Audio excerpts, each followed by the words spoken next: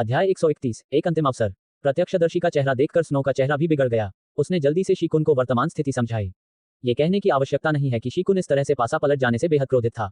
उसने मेई चाओफेंग की ओर मुड़कर उसे तीखी निगाहों से घूरते हुए कहा, तुम्हारी हिम्मत कैसे हुई अपनी हवस के लिए मेरी योजनाओं को बर्बाद करने की? तुम कौन हो? शी यी ने तुरंत चश्मदीद से पूछा और मेई चाओफेंग और शीकुन दोनों की प्रतिक्रियाओं पर पैनी नजर रखी। चू कबीले के पहरेदारों द्वारा लाई गई महिला फर्श पर घुटने टेक कर बोली, नगर स्वामी शी, मैं तान वेई की पत्नी मैडम झांग हूँ। तान वेई? जाहिर है जी ही जानता था कि तान वेई कौन है। उसने दरबार में मौजूद विभिन्न लोगों का जायजा लेना शुरू किया। उसकी आंखों में एक अर्थपूर्ण चमक थी। सांग होन के माथे पर भी हल्की सी शिकन आ गई। ऐसा लगता है कि उनकी योजना एक बार फिर विफल होने वाली है।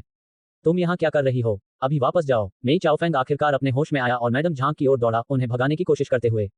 उसकी अचानक और आक्रामक हरकत ने मैडम झांग को भय से कांपने पर मजबूर कर दिया, जो इस बात का स्पष्ट संकेत था कि वह मेई चाओफेंग से बेहद डरी हुई थी। चुचुयान तुरंत उन दोनों के बीच आ गई और शांत स्वर में बोली, क्या आप मेरे चश्मदीद गवाह को डराने की कोशिश कर रहे हैं? मेई चाओफेंग ने तुरंत उसकी बात का खंडन किया। उसके स्वर में चिंता झलक रही थी।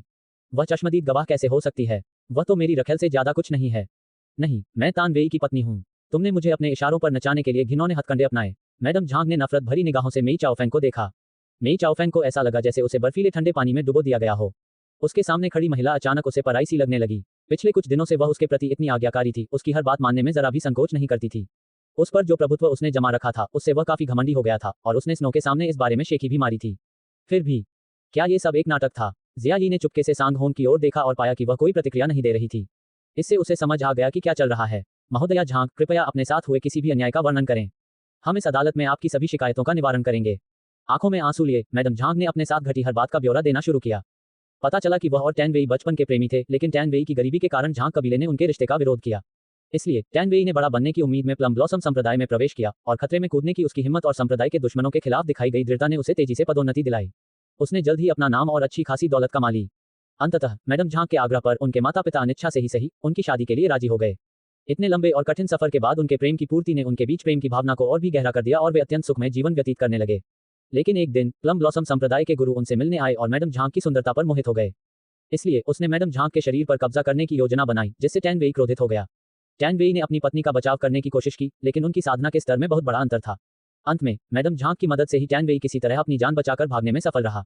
अपने पति की सुरक्षा सुनिश्चित करने के लिए मैडम झांग ने अपने शत्रु की सेवा में झुकना चुना और मेई चाओफेंग को अपनी इच्छानुसार अपमानित करने की छूट दी। वह केवल इसलिए सहन कर पाई क्योंकि मेई चाओफेंग ने उनसे वादा किया था कि वह तान वेई को जाने देगा। हालांकि कुछ समय पहले ही उन्हें खबर मिली कि टैन वेई को प्लम ब्लॉसम 12 ने मार डाला है और इस खबर ने उन्हें गहरे सदमे में डाल दिया। उन्होंने अपने पति के साथ परलोक जाने के लिए वहीं पर अपनी जान देने का विचार किया, लेकिन उनके गुस्से और आक्रोश ने उन्हें रोक दिया। वह मेई चाओफेंग को यूं ही बरी नहीं होने दे सकती थी। इसलिए उसने अपना रवैया बदल लिया। उसने मेई चाओफेंग का स्नेह जीतने के लिए उसके साथ चलना शुरू कर दिया।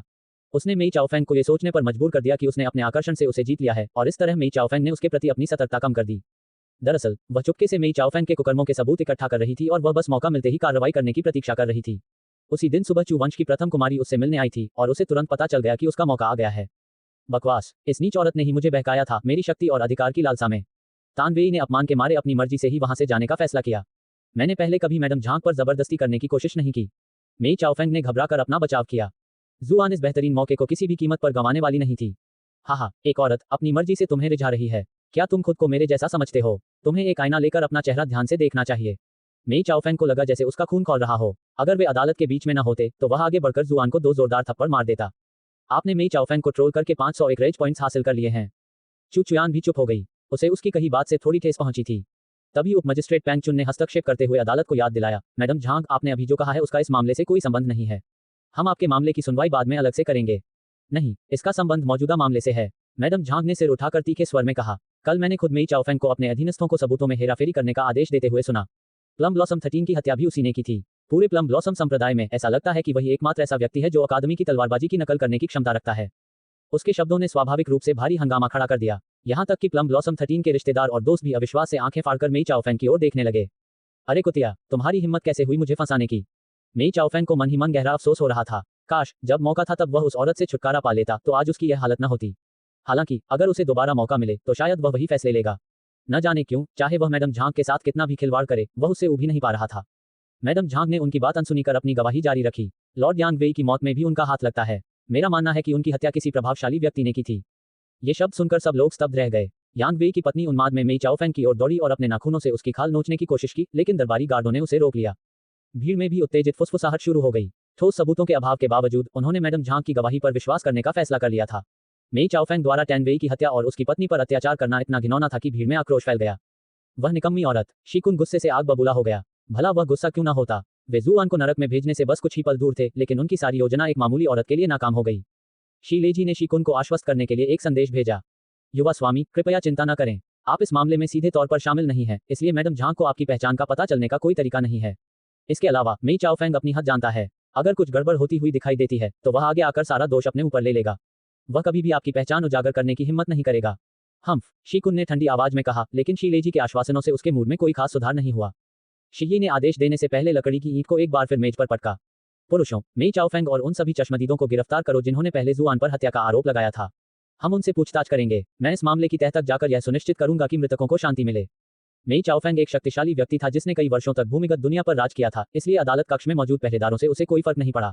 उसका पहला विचार अदालत कक्ष से भाग निकलने का था, लेकिन उसने तुरंत उस इच्छा को त्याग दिया। आखिर गवर्नर सांग, नगर प्रमुख शी और ब्राइटन मून ड्यूक भी वहां मौजूद थे। यहां तक कि उप मजिस्ट्रेट पांग भी उससे कहीं अधिक शक्तिशाली था। उसके भागने का कोई रास्ता नहीं था और ऐसा करने का कोई भी प्रयास केवल उसके अपराध का प्रमाण ही साबित होता। इसके बजाय अगर वह वहीं रुका रहता तो हालात बदलने का अभी भी मौका था। शहर में उसके अभी भी काफी संपर्क थे और युवा मालिक शी के हाथों में भी अपार शक्ति थी। संभव था कि उसे अभी भी न्याय मिल सके। इन विचारों के साथ उसने संघर्ष करना छोड़ दिया और पहरेदारों को अपने अंगों में जंजीरें डालने की अनुमति दे दी। जब उसे हिरासत में लिया जा रहा था तो जुआन मुस्कुराते हुए उसके पास गई और बोली, कितना आश्चर्य की बात है ना? अभी 2 घंटे पहले ही तो तुम मुझे हथकड़ी पहनाने की कोशिश कर रहे थे और अब तुम खुद हथकड़ी में जकड़े हुए हो। दुनिया वाकई एक रहस्यमयी जगह है ना? अरे हरामखोर, इतना घमंड मत करो। आज तो तुम्हारी किस्मत अच्छी रही, पर जिंदगी भर तुम्हारा साथ नहीं देगा। बस एक बार गलती कर दी और तुम्हारा काम तमाम हो जाएगा। मेई चाओफेंग गुस्से से भड़क उठी। युवा स्वामी शी के प्रभाव की बदौलत वह जुआन के खिलाफ लगातार साजिशें रचता रहता था। अगर एक साजिश नाकाम भी हो जाती तो उसे बस दोबारा कोशिश करनी होती थी। जुआन चाहे 99 साजिशों से बच भी जाए, लेकिन 100वीं बार चुकते ही उसका अंत निश्चित था। आपने मेई चाओफेंग को ट्रोल करके 998 रेज पॉइंट्स हासिल कर लिए हैं। कितनी अफसोस की बात है कि तुम वो दिन कभी नहीं देख पाओगे, जुआन ने मुस्कुराते हुए कहा। शाही दरबार के एक अधिकारी की हत्या का अपराध, उसके नाम पर दर्ज अन्य हत्या के मामले और वर्षों से उसके द्वारा किए गए सभी कुटिल कृत्य, ये सभी उसे कई बार फांसी दिए जाने के लिए पर्याप्त से अधिक थे। जुआन, मैं तुम्हें अपने साथ नीचे खींच लाऊंगा, चाहे मेरी मृत्यु ही क्यों न हो जाए। मेई चाओफेंग को जब खींचकर ले जाया जा रहा था तब भी उसकी दहाड़ें दूर से सुनाई दे रही थीं। अयोग्य लोग बड़ी बड़ी बातें करना कितना पसंद करते हैं। जुआन ने तिरस्कार से अपना सिर हिलाया। वह शिकुन को हराने और कुछ और क्रोध अंक अर्जित करने ही वाला था कि उसने देखा कि वह नजरों से ओझल हो गया है। ऐसा लग रहा था कि वह अब यहाँ और रुकने के मूड में नहीं था, खासकर अपनी योजना के विफल होने के बाद। इन सब के बाद शी ने मैडम झांग की सुरक्षा के लिए कई गार्ड तैनात कर दिए ताकि तूफान शांत होने तक उनकी रक्षा की जा सके। इसके साथ ही अदालत की कार्यवाही समाप्त हो गई। दर्शक धीरे धीरे तितर-बितर हो गए, लेकिन उन्होंने जो नाटकीय दृश्य देखा था उसका उत्साह अभी कम नहीं हुआ था। यह अपरिहार्य था कि अगले कुछ दिनों में ब्राइटन मून शहर में हर कोई इस घटना से संबंधित हर एक विवरण जान जाएगा। सांग हॉन के जाने से पहले उन्होंने चू जोंगटियन पर एक लंबी नजर डाली और फिर टिप्पणी की, ब्राइट मून ड्यूक, आप वास्तव में मुझे प्रभावित करते हैं। तुम मुझसे प्रभावित हो, किस लिए? चू जोंगटियन ने जवाब दिया। सांग होंग ने जुआन की ओर एक नजर डाली और फिर अपनी बात समझाई। मैं आपकी पैनी नजर से प्रभावित हूँ। जब सब लोग उसे नीचा देख रहे थे तब आपने विपरीत परिस्थितियों का सामना करते हुए उसे अपना दामाद बनाया। लगता है लोगों को परखने की आपकी क्षमता मुझसे कहीं ज्यादा तेज है। सांग होंग को इतना निराश देखना दुर्लभ था। चू जोंगटियन ने प्रशंसा को प्रसन्नतापूर्वक स्वीकार किया और उत्तर दिया, गवर्नर सांग, आप बहुत दयालु हैं। हा। उस संक्षिप्त बातचीत के बाद वे दोनों अपने अपने रास्ते चले गए। चू कबीले में वापस जाते समय चुचुयान ने अनजाने में पूछा, आपको कैसे पता चला कि मैडम झांग आपकी मदद करेंगी? जुआन के होठों के कोने हल्के से ऊपर उठे जब उसने बताया, सच कहूं तो शहर से बाहर यात्रा के दौरान मेरी मुलाकात तानवेई से हुई। मुझे पता चला कि उसने अपने घर की दीवार में कुछ पैसे छिपा रखे थे। उस समय मैं काफी गरीब था और चूंकि वह पहले ही मर चुका था, इसलिए मैंने सोचा कि मैं उसके पैसे अपने लिए ले लूं। अचानक मेरी मुलाकात मैडम झांग से हुई, जो चुपके से अपने दिवंगत पति को उनके घर पर श्रद्धांजलि दे रही थी। तभी मुझे एहसास हुआ कि मैडम झांग के स्वेच्छा से मेई चाओफेंग की प्रेमिका बनने की अफवाहें शायद झूठी थीं। अपने दिवंगत पति को श्रद्धांजलि अर्पित करके उन्होंने मुझे दिखाया कि वे उनकी बहुत परवाह करती थीं, और ये तथ्य कि उन्हें ये सब गुप्त रूप से करना पड़ा, इसका मतलब था कि वे इसे प्लम ब्लॉसम संप्रदाय से छिपाने की कोशिश कर रही थीं। इन सभी सुरागों को जोड़कर मैं उनके इरादों का अंदाजा लगा सका, इसीलिए मैंने आपको पहले ही उन्हें अदालत में लाने के लिए कहा था। मुझे पता था कि ड्यूक की बेटी होने के नाते आपकी प्रतिष्ठा और रुतबा ही उसे कदम उठाने के लिए राजी करने के लिए काफी होगा। चुचुयान को मैडम झांग के प्रति गहरी प्रशंसा थी। वह सचमुच एक मजबूत महिला हैं। अपने पति का बदला लेने के लिए उन्होंने इतना अपमान सहने की हिम्मत दिखाई। ये सचमुच सौभाग्य की बात है कि उनका बलिदान व्यर्थ नहीं गया। हाँ, वह वाकई सम्मान के योग्य है। जुआन ने सहमति में सिर हिलाया। अगर मुझे कुछ हो जाता है तो क्या आप सब कुछ छोड़कर मेरे लिए भी बदला लेने को तैयार होंगी? चुचुयान ने आंखें घुमाई। क्या तुमने ये कहावत नहीं सुनी, अच्छे लोग असमय मर जाते हैं, लेकिन कीड़े मकोड़े सदियों तक दुनिया को परेशान करते रहते हैं। मुझे शक है कि तुम्हें कोई नुकसान हो सकता है। आहा, मुझे बहुत खुशी हुई कि आप मेरे बारे में इतना अच्छा सोचते हैं। जुआन हंसी। उसकी प्रतिक्रिया देखकर चुचुयान ने दबी आवाज में कहा, मैं यहाँ तुम्हारी तारीफ नहीं कर रही हूँ। वैसे क्या तुमने अभी अभी यह नहीं कहा था कि तुम तानवेई का पैसा अपने लिए लेने वाले हो? मैडम झांग तो पहले से ही बहुत दयनीय हैं। उनकी कहानी सुनने के बाद तुम उनके पति का पैसा तो नहीं रखोगे? बिल्कुल नहीं, जुआन ने जवाब दिया। मैंने उसे मौके पर ही पैसे दे दिए थे। अगर नहीं तो मुझे इतना यकीन कैसे हो सकता था कि वह इस बार मेरी मदद करेगी। लगता है तुम अभी पूरी तरह से भ्रष्ट नहीं हुई हो। हालांकि उसकी यह टिप्पणी थोड़ी कठोर थी, फिर भी उसके होठों पर धीरे धीरे मुस्कान आ गई। वह जुआन के इस मामले को संभालने के तरीके से काफी संतुष्ट थी। तभी जुआन को अचानक एक नई समस्या का एहसास हुआ। अगर मेई चाओफेंग का अंत हो गया तो क्या प्लम ब्लॉसम सेक्ट अगला पतन नहीं होगा? अगर ऐसा हुआ तो प्लम ब्लॉसम सेक्ट द्वारा उसे दी गई 7.5 मिलियन चांदी की गारंटी का वचन पत्र महज एक खाली चेक बनकर रह जाएगा। सौभाग्यवश मैंने इसे पहले ही ब्राइटन मून अकादमी को उदारतापूर्वक दान कर दिया था। खैर, अब ये जियांग लुओफू की समस्या है। अल्पविराम। ब्राइटन मून शहर में रात छा गई। यामिन के एक कक्ष में मेई चाओफेंग साधना शुरू करने ही वाला था कि अचानक उसे कुछ हलचल महसूस हुई। उसने अपनी आंखें खोलीं। उसे पास ही से गहरी कराहें सुनाई दे रही थीं। ये गश्त लगा रहे गार्डों के बेहोश होने की आवाज थी। कुछ ही देर में एक आकृति उसकी कोठरी के सामने प्रकट हुई। उस आकृति ने जेल वार्डन से चुराई हुई चाबी निकाली और कोठरी का ताला खोल दिया। Mister she. हालांकि चेहरा नकाबपोश था, फिर भी मेई चाओफेंग दूसरे व्यक्ति को पहचानने में सक्षम थी।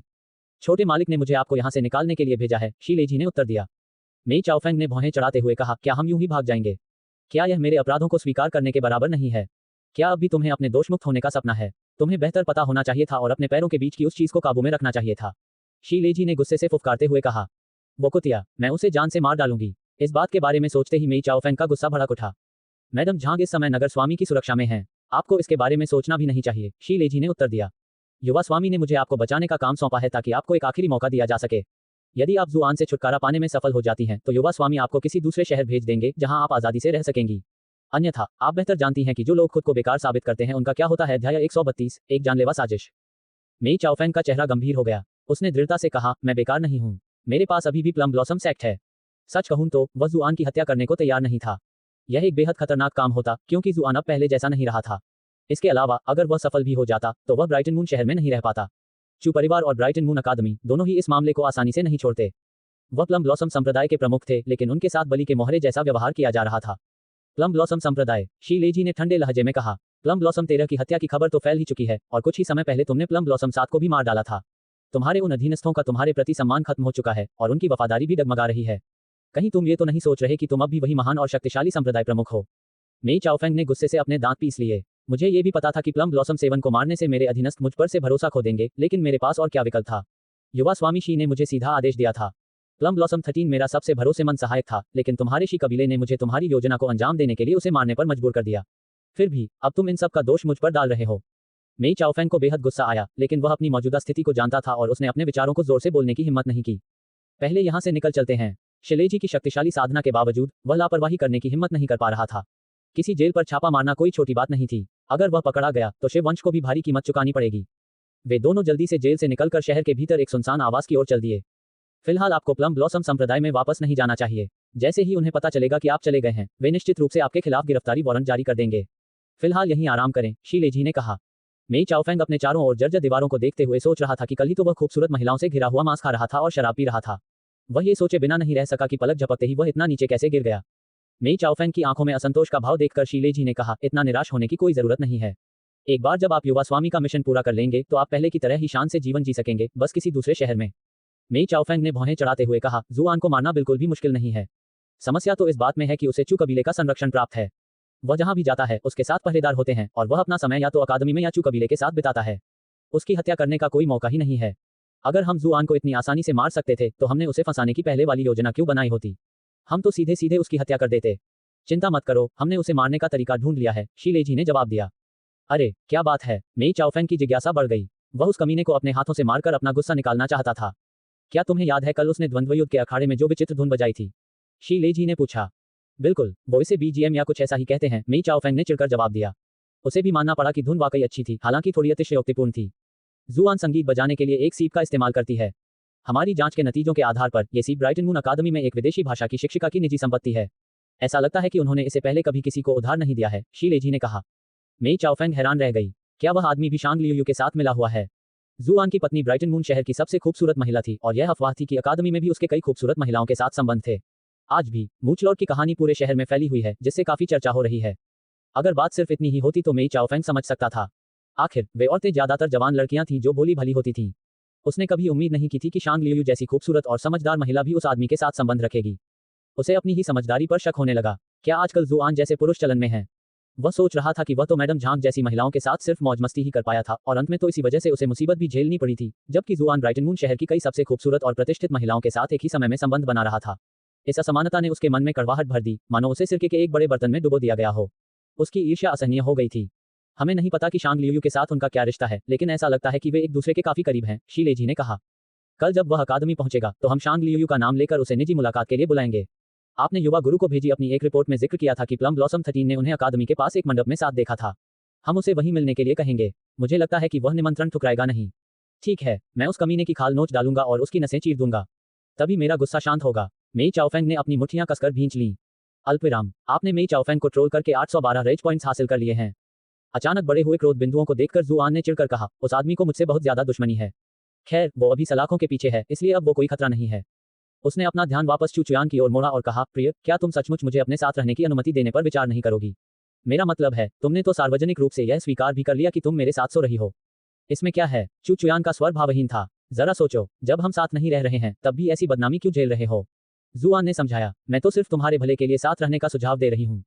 चू चुयान को समझ ही नहीं आ रहा था कि उसका खंडन कैसे शुरू करे। ये जानते हुए कि ऐसे कठोर हृदय वाले व्यक्ति के खिलाफ बहस में जीत हासिल करना उसके लिए असंभव था, उसने दृढ़ता से अपने दरवाजे उसके लिए बंद कर दिए।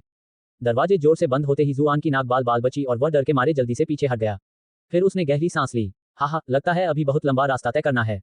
इसी बीच चू एस्टेट के मुख्य शयन कक्ष में चू जोंगटियन ने अदालत में हुई सारी घटना अपनी पत्नी को समझाई। अंत में उन्होंने उदास स्वर में कहा, ऊपर से तो आजू एक लापरवाह व्यक्ति लगता है और उसकी बातें चुभती हैं, लेकिन उसका दिमाग बहुत तेज है, जिससे वह किसी भी समस्या का विश्लेषण करके उसकी जड़ तक पहुंच जाता है। कई बार तो मैं स्थिति को समझने की कोशिश ही कर रहा था कि वह पलटवार कर चुका था। क्या वह सचमुच इतना दुर्जय है? किन वानरू ने संदेहपूर्वक पूछा।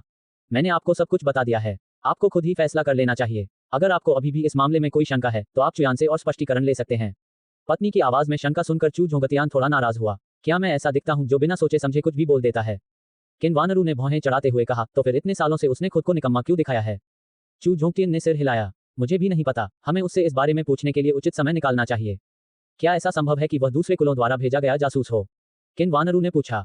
ऐसा नहीं लगता, चू झोंगटियन ने जवाब दिया। सच कहूं तो जब उसने उस समय क्लैंस टूर्नामेंट में अपना मैच जीता था तो मुझे वाकई हैरानी हुई थी, लेकिन मैंने इस पर ज्यादा ध्यान नहीं दिया। आखिरकार वह तो सिर्फ तीसरे रैंक पर ही है। हालांकि आज कोर्टरूम में उसके प्रदर्शन ने मुझे यह एहसास दिलाया कि वह परिस्थितियों को बहुत अच्छी तरह समझता है। मुझे लगता है कि चुयान को संयोग से एक अच्छा पति मिल गया है। तुम्हें इतनी जल्दी किसी नतीजे पर नहीं पहुंचना चाहिए, किन वानरू ने चिढ़कर कहा। क्या तुम चू चुयान के जीवन साथी ढूंढने के पीछे के इरादे भूल गई हो? अगर जुआन वाकई उतना ही काबिल है जितना तुम कह रही हो और उसने अब तक जानबूझकर अपनी काबिलियत छुपाई है, तो हो सकता है उसके अपने कुछ इरादे हों। उसकी मौजूदगी चू परिवार के लिए फायदेमंद साबित न हो। यकीनन यह उतना गंभीर नहीं है जितना आप सोचते हैं, चू झोंगटियन ने शर्मिंदा होकर जवाब दिया। क्या तुम हमारी हुआंझाओ को भूल गए हो? किन वानरू ने हैरानी से कहा। हम उसकी हालत को बाहरी लोगों से तो छुपा सकते हैं, लेकिन वो जुआन से इसे ज्यादा देर तक नहीं छुपा पाएगी। अगर जुआन को हुआंझाओ की हालत का पता चल गया और वो उसका फायदा उठाने की कोशिश करे तो हमारे चू वंश का क्या होगा? और हमारी चुयान का क्या होगा? वो तो बड़ी मुश्किल में पड़ जाएगी। चू झोंगटियन एक पल के लिए हिचकिचाया और फिर बोला, अगर ऐसा है तो हमें चुयान को चू वंश का उत्तराधिकारी बनाने पर विचार करना चाहिए। उसने वर्षों से चू वंश के लिए बहुत बलिदान दिए हैं, लेकिन शाही दरबार और दूसरे कबीले इसे कभी मंजूर नहीं करेंगे। किन वानरू ने गहरी सांस ली। छोड़ो इसे, हमें बस धीरे धीरे आगे बढ़ना होगा और देखना होगा कि क्या होता है। अल्पविराम। अगली सुबह जुआन उठा और ब्राइटन मून अकादमी के लिए निकल पड़ा। अब जब वह शिक्षक बन चुका था, अकादमी जाना उसे बोझ नहीं लगता था। इसके विपरीत वह हर दिन एक शिक्षक के रूप में अपने अधिकार का दुरुपयोग करने के लिए उत्सुक रहता था। चू हुआंझाओ अकादमी में उसके साथ जाना चाहती थी, लेकिन किन वानरू ने उसे रोक दिया। उसे यह महसूस हो रहा था कि उसकी दूसरी बेटी अपने देवर के बहुत करीब आ रही है, इसलिए उसने कबीले की प्रतियोगिता में लगी चोटों का बहाना बनाकर उसे घर पर आराम करने के लिए कहा। चू चुयान की बात करें तो वह वैसे भी अकादमी में मुश्किल से ही जाती थी, ऊपर से वह उस समय घायल भी थी। स्वाभाविक रूप से वह जुआन के साथ भी नहीं गई। इन सब कारणों से जुआन बेहद अकेला और उदास नजर आता है। खैर, उस चापलूस चेंग शॉपिंग को तो साथी माना ही नहीं जा सकता। आज सुबह चू कबीले को खबर मिली कि मेई चाओफेंग जेल से भाग गया है। चिंता के मारे चू झोंगतियान ने जुआन की सुरक्षा के लिए उसके साथ और अधिक पहरेदार तैनात कर दिए। ये पहरेदार लाल चोगा सेना से थे और एक इकाई के रूप में मिलकर लड़ने में माहिर थे। यहाँ तक कि उच्च साधना स्तर के शत्रु का सामना करने पर भी वे अतिरिक्त सहायता आने तक कम से कम अपनी रक्षा कर सकते थे। उनकी सुरक्षा में जुआन बिना किसी घटना के ब्राइटनून अकादमी के द्वार तक पहुंच गया। वह थोड़ा निराश था, क्योंकि उसे उम्मीद थी कि मेई चाओफेंग रास्ते में उस पर हमला करने की कोशिश करेगा। अंततः ऐसा लगा कि वह बस एक काया था जिसने खुद को छिपाकर रखना चुना था। सच कहूं तो वह नगर स्वामी के सामंतों से और भी ज्यादा क्रोधित था। उसने कभी सोचा भी नहीं था कि वे इतने नासमझ होंगे कि मेई चाओफेंग को जेल से भागने देंगे। अगर वे राजाची के गुट का हिस्सा ना होते तो वह यह अनुमान लगाता कि नगर स्वामी के सामंतों ने जानबूझकर मेई चाओफेंग को रिहा किया है। अकादमी में कदम रखते ही जुआन ने अपने आसपास से गुजर रही खूबसूरत युवतियों को देखा और अचानक उसे ताजगी का एहसास हुआ। ये घिनौने शिक्कुन और मेई चाओफेंग के नजारे से कहीं अधिक सुखद था। ये देखकर कि पहली कक्षा शुरू होने में अभी कुछ समय बाकी है, वह शांग लियू के निवास की ओर चल पड़ा ताकि उसे उसका रिकॉर्डिंग वाला सीप लौटाने के बहाने उससे मिलने जा सके। यह एक तरकीब थी जो उसने अपने पिछले जीवन में अपने साथियों से सीखी थी। महिलाओं से संपर्क साधने के लिए वे जो सबसे आम तरकीबें इस्तेमाल करते थे उनमें से एक ये थी कि वे उनकी कुछ चीजें उधार लेते थे, फिर उन्हें बाद में लौटाने के लिए उन्हें बाहर जाने के लिए कहते थे। इस प्रक्रिया को कई बार दोहराने से कुछ ही समय में वे एक दूसरे के करीब आ जाते थे। वह खुशी खुशी उछलते कूदते शांग लियू के घर तक गया और उसके दरवाजे पर दस्तक दी। जब दरवाजा खुला तो उसने देखा कि शांग लियू सलीके से कपड़े पहने आंगन में झूले पर बैठी अपने वीणा को हल्के हाथों से बजा रही थी। कितना बुरा हुआ, मैंने सोचा था कि थोड़ा जल्दी आने से शायद मुझे उसे स्लीपवियर में देखने का मौका मिल जाए। जुआन से सीप वापस लेते हुए शांग लियू के चेहरे पर मुस्कान थी। लगता है तुमने पिछले 2 दिनों में खूब हंगामा मचा दिया है। तुम्हारा नाम पूरे ब्राइटन मून शहर की गलियों में गूंज रहा है। तुम ज्यादा हैरान नहीं लग रही हो, जुआन ने टिप्पणी की। सामने बैठी महिला को चुपचाप निहारना भी जुआन को संतुष्ट करने के लिए काफी था। इसीलिए लोग उसे आंखों के लिए दावत कहते थे। जो ऐसी मधुर धुन रच सकता है वह भला फिजूल खर्ची तो नहीं कर सकता। शांग लियू ने धीरे से अपने वीणा को सहलाया, उसकी उंगलियां एक मधुर धुन बजा रही थीं। जुआन हंसी, तुम्हारी नजरें तो वाकई तेज हैं। मेरे भीतर अनगिनत शक्तियां छिपी हुई हैं। तुम्हें जल्द ही एहसास हो जाएगा कि मैं एक खजाना हूं, बस खोजे जाने का इंतजार कर रही हूं।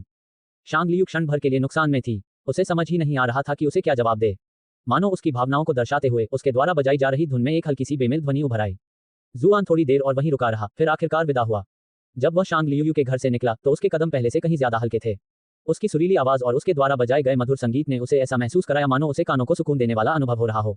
अपनी कक्षा में लौटने के कुछ ही समय बाद एक छात्र ने अचानक उनके हाथों में एक कागज का नोट थमाते हुए कहा, शिक्षक शांग ने मुझे यह आपको देने के लिए कहा था। जुआन चौंक गया। उसने कागज का नोट खोला और उसमें लिखा संदेश पढ़ा, 2 घंटे बाद मंडप में मिलते हैं। क्या यह उस मशहूर कबूलनामे वाले दृश्य की शुरुआत हो सकती है जिसे मैंने ड्रामा और एनीमे में अक्सर देखा है? हालांकि उसने तुरंत ही इस विचार को खारिज कर दिया। कुछ तो गड़बड़ लग रही है। हम अभी अभी मिले हैं। भला वो इतनी जल्दी में मुझसे दोबारा डेट पर जाने के लिए क्यों कह रही है? चाहे वह कितना भी आत्ममुग्ध क्यों न हो, उसे नहीं लगता था कि उसका आकर्षण इतना अधिक था कि सौम्य स्वभाव वाली शांग लियू इतनी पहल करके उसके पास आ सके। सबसे महत्वपूर्ण बात यह थी कि शांग लियू किसी भी हालत में किसी विद्यार्थी को अपनी ओर से उसे पत्र भेजने का काम नहीं सौंपती। ऐसा करने से अकादमी में उनके रिश्ते के बारे में अफवाहें आसानी से फैल सकती थीं, जिससे बचने के लिए वह अब तक पूरी सावधानी बरत रही थी। मेई चाओफेंग के आज सुबह जेल से भागने की घटना उसके दिमाग में कौंध गई और कुछ ही देर बाद वह दृढ़ता से प्रशासनिक कार्यालय की ओर चल पड़ा। उसे प्रधानाचार्य के कार्यालय तक पहुंचने में ज्यादा समय नहीं लगा, जहां जियांग लुओफू अपनी कुर्सी पर आराम से बैठी थी। उसकी लंबी टांगें उसके सामने रखे फूलों के गमलों पर आराम से टिकी हुई थीं। हल्का ग्रे रंग, ये देखकर आश्चर्य होता था कि जियांग लुओफू की स्टॉकिंग्स का रंग हमेशा अलग होता था। हालांकि इससे भी अधिक उल्लेखनीय बात यह थी कि उन पर सब कुछ बिल्कुल सही लगता था। ऐसा लगता है कि खूबसूरत पैर होना ही सफलता की कुंजी है। जी हाँ, मैं यहाँ ताक झांक बिल्कुल नहीं कर रही हूँ। मैं तो बस वेईसुओ की तरफ से एक नोट बना रही हूँ, ताकि अगर वो मुझसे इसके बारे में पूछे तो मुझे जवाब मिल जाए। इससे पहले कि जुआन अपने आने का कारण बता पाता, जियांग लुओफू ने पहले ही बोल दिया, तुम यहाँ हो। मैं अभी तुम्हें ही ढूंढने जा रहा था। अध्याय 133, आश्चर्य। क्या चल रहा है? जुआन ने आश्चर्य से पूछा। ये कालकोठरी में प्रवेश दिलाने वाले स्लॉट के बारे में है, जियांग लुओफू ने आराम से पैर मोड़ते हुए जवाब दिया। वह इस बात से पूरी तरह अनजान लग रही थी कि उसकी सहज हरकतें पुरुषों को कितनी लुभा रही थीं। क्या आप कालकोठरी में छात्र के रूप में प्रवेश करना चाहते हैं या शिक्षक के रूप में? जुआन द्वारा द्वंद्वयुद्ध के अखाड़े में युआन वैंडोंग और युआन वेंजी दोनों को हराने के बाद कालकोठरी में प्रवेश करने की उसकी योग्यता पर सवाल उठाने वाला कोई नहीं बचा था।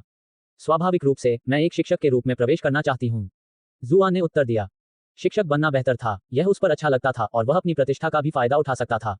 एक शिक्षक के रूप में आपको कालकोठरी में छात्रों की सुरक्षा के लिए जिम्मेदार होना पड़ेगा, जियांग लुओफू ने कहा।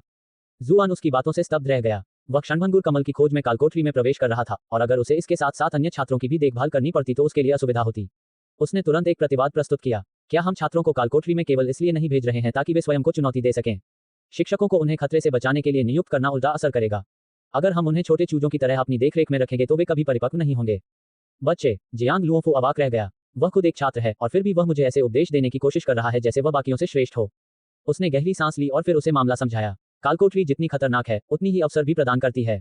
जब भी कालकोठरी खुलती है, हताहत होना तय है, इसीलिए अकादमी को जोखिम के स्तर को नियंत्रित करने के लिए कुछ प्रतिबंध लगाने पड़ते हैं। केवल 5वें दर्जे के और चुने हुए चौथे दर्जे के साधकों को ही कालकोठरी में स्वतंत्र रूप से घूमने की अनुमति है। बाकी सभी को एक समूह में एक गुरु के नेतृत्व में घूमना पड़ता है। अब जब उसे स्थिति का कुछ हद तक अंदाजा हो गया था तो जुआन ने आखिरकार सिर हिलाया और कहा, कोई बात नहीं। वैसे भी कोई छात्र मेरे समूह में शामिल होना नहीं चाहेगा। जियांग लुओफू क्षण भर के लिए अवाक रह गया। यह आदमी तो बाकियों से बिल्कुल अलग सोचता है। अरे छोड़ो, मैं और शिक्षकों को भेज देता हूँ। ठीक है, तो चलिए अब दूसरे मुद्दे पर आते हैं, जियांग लुओफू ने कहा। अकादमी चाहती है कि आप आगे आकर हमारी जगह प्लम ब्लॉसम संप्रदाय के सभी कारोबार संभालें। आपको ये समझना चाहिए कि इस तरह के मामले में हमारा दखल देना उचित नहीं है।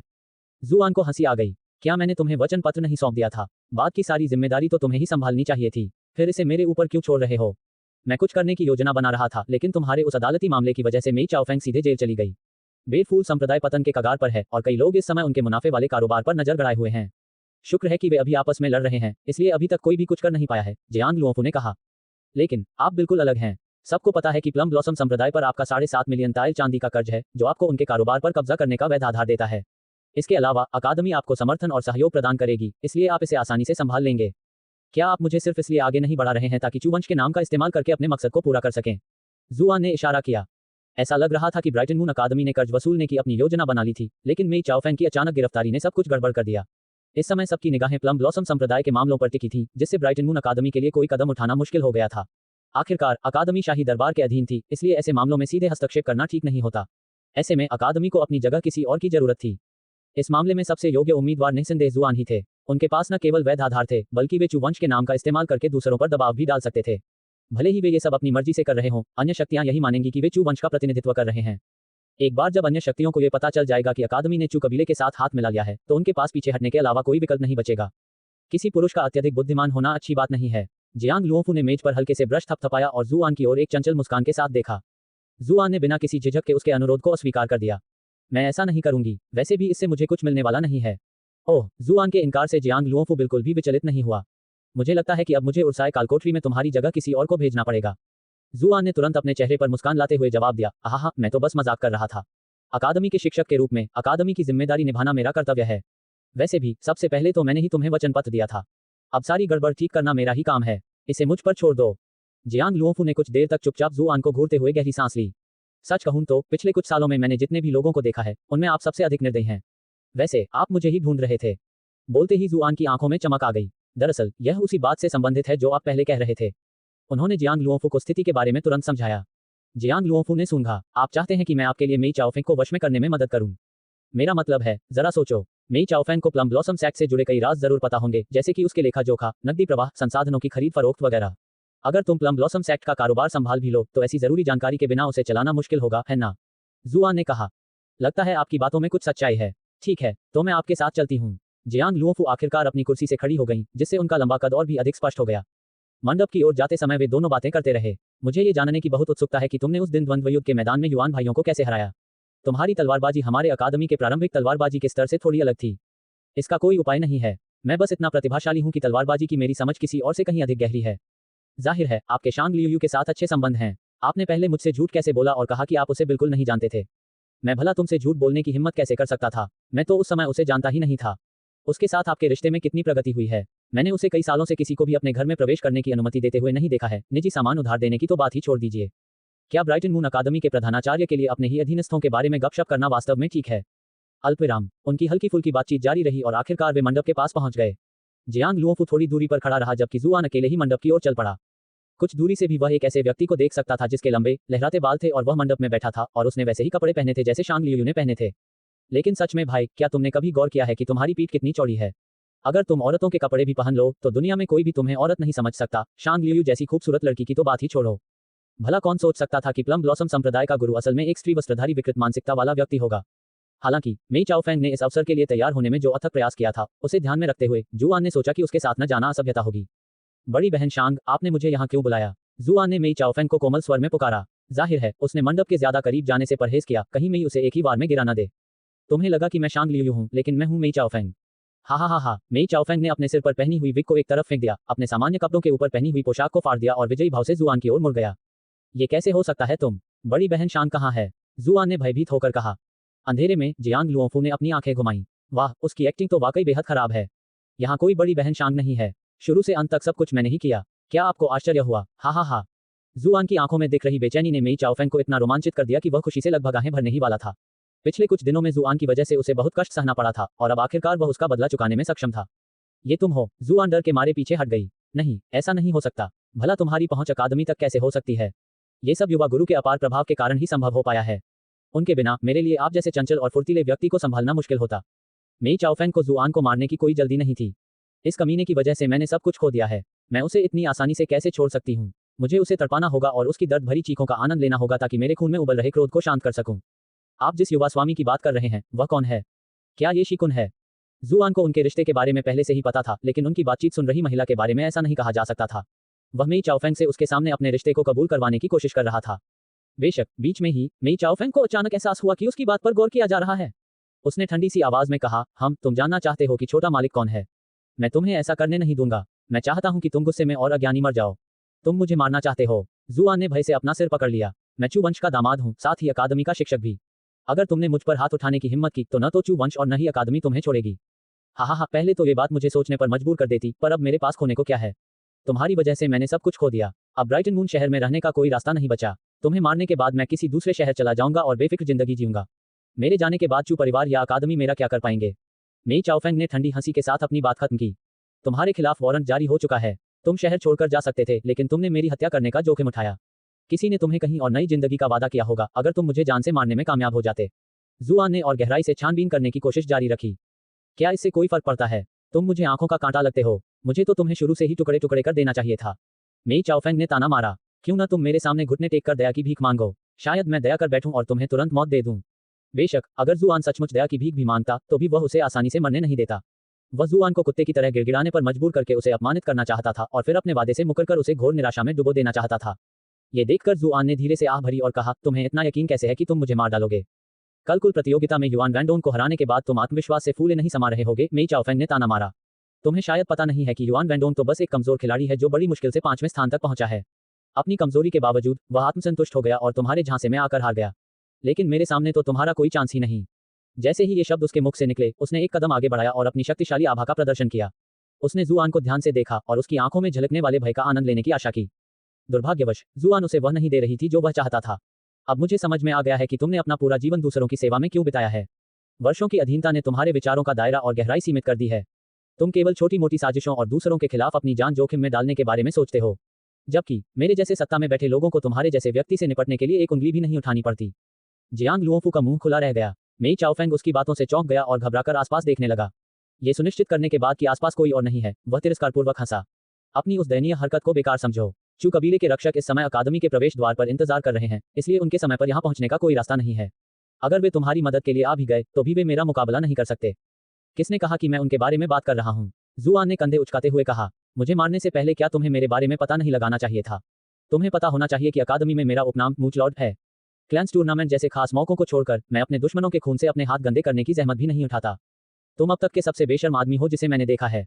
दूसरी महिलाओं से मुफ्तखोरी करने में तुम्हें जरा भी शर्म नहीं आती। मेई चाओफेंग ने उपहास उड़ाते हुए कहा। दूसरों से मुफ्तखोरी करना अपने आप में एक खास हुनर है, मुझे शर्म क्यों आनी चाहिए? जुआन ने तिरस्कार भरे लहजे में जवाब दिया। अगर तुम्हें जलन हो रही है तो तुम भी किसी औरत से मुफ्तखोरी करके क्यों नहीं देखते? अगर कर सको तो। आपने मेई चाओफेंग को ट्रोल करके 514 रेज पॉइंट्स हासिल कर लिए हैं। जुआन की बात सुनकर मेई चाओफेंग का गला भर आया। खुद को संभालने में उसे काफी समय लगा। युआन वैंडोंग भले ही बेकार हो, लेकिन उसने एक बात सही कही थी, औरतों पर भरोसा करना व्यर्थ है। आखिर में जिस पर आप सच में भरोसा कर सकते हैं वह आप खुद हैं। अभी की स्थिति देखिए, अब आप किसे बुला सकते हैं अपनी मदद के लिए? चू चुयान को, पेई म्यानमान को या शांग लियू को? तो फिर उन्हें अभी यहाँ बुलाकर देखिए। शी कबीले ने पहले ही अपनी तैयारी कर ली थी। चू चुयान और पेई म्यानमान दोनों आज अकादमी में नहीं थे और शांग लियू अपनी साधना के लिए प्रसिद्ध नहीं थी।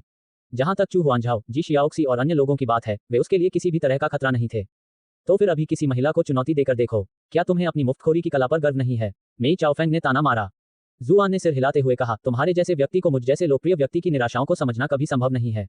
तो फिर छोड़ो, मैं तुम्हारी इच्छा सिर्फ एक बार पूरी कर देता हूँ। सुंदर प्रधानाचार्य, बाहर आओ।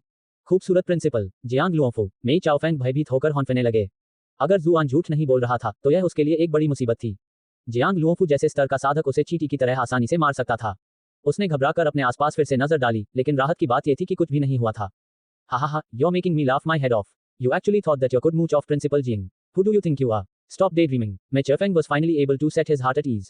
However, you did remind me that we are too near to the academy right now. Someone might just come by if I continue to dawdle. Since that's the case, meet your death. May चाओफेंग की मुट्ठी के चारों ओर नीली बिजली कड़क उठी और वह तेजी से आगे बढ़ा और जुआन की ओर मुक्का मारा। उसके हमले की ताकत इतनी जबरदस्त थी कि मुक्का लगने से पहले ही जुआन उस जबरदस्त दबाव के कारण दम घुटने लगा।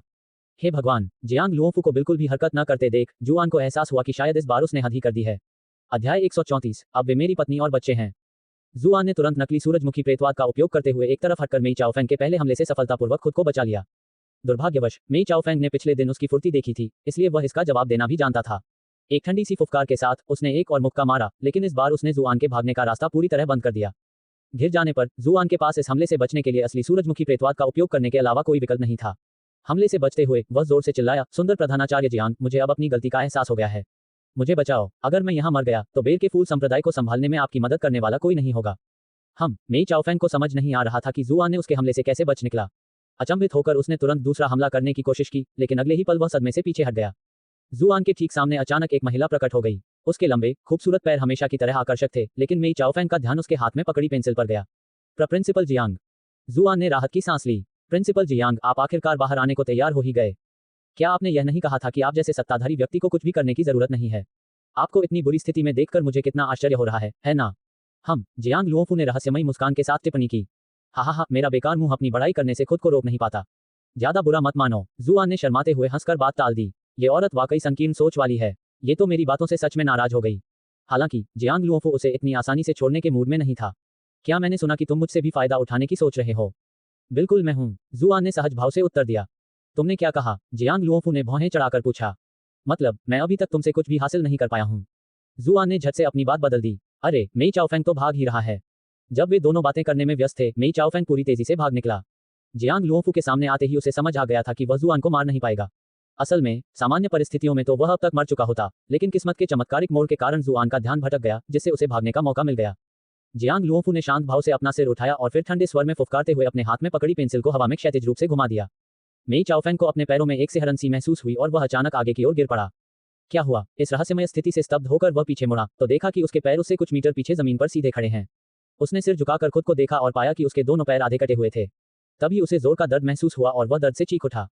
जुआन ने घबराकर घूंट भरा। उसने चुपके से जियांग लुओफू के बगल के चेहरे पर एक नजर डाली और राहत की सांस लेते हुए चुपचाप अपनी छाती पर हाथ फेरा।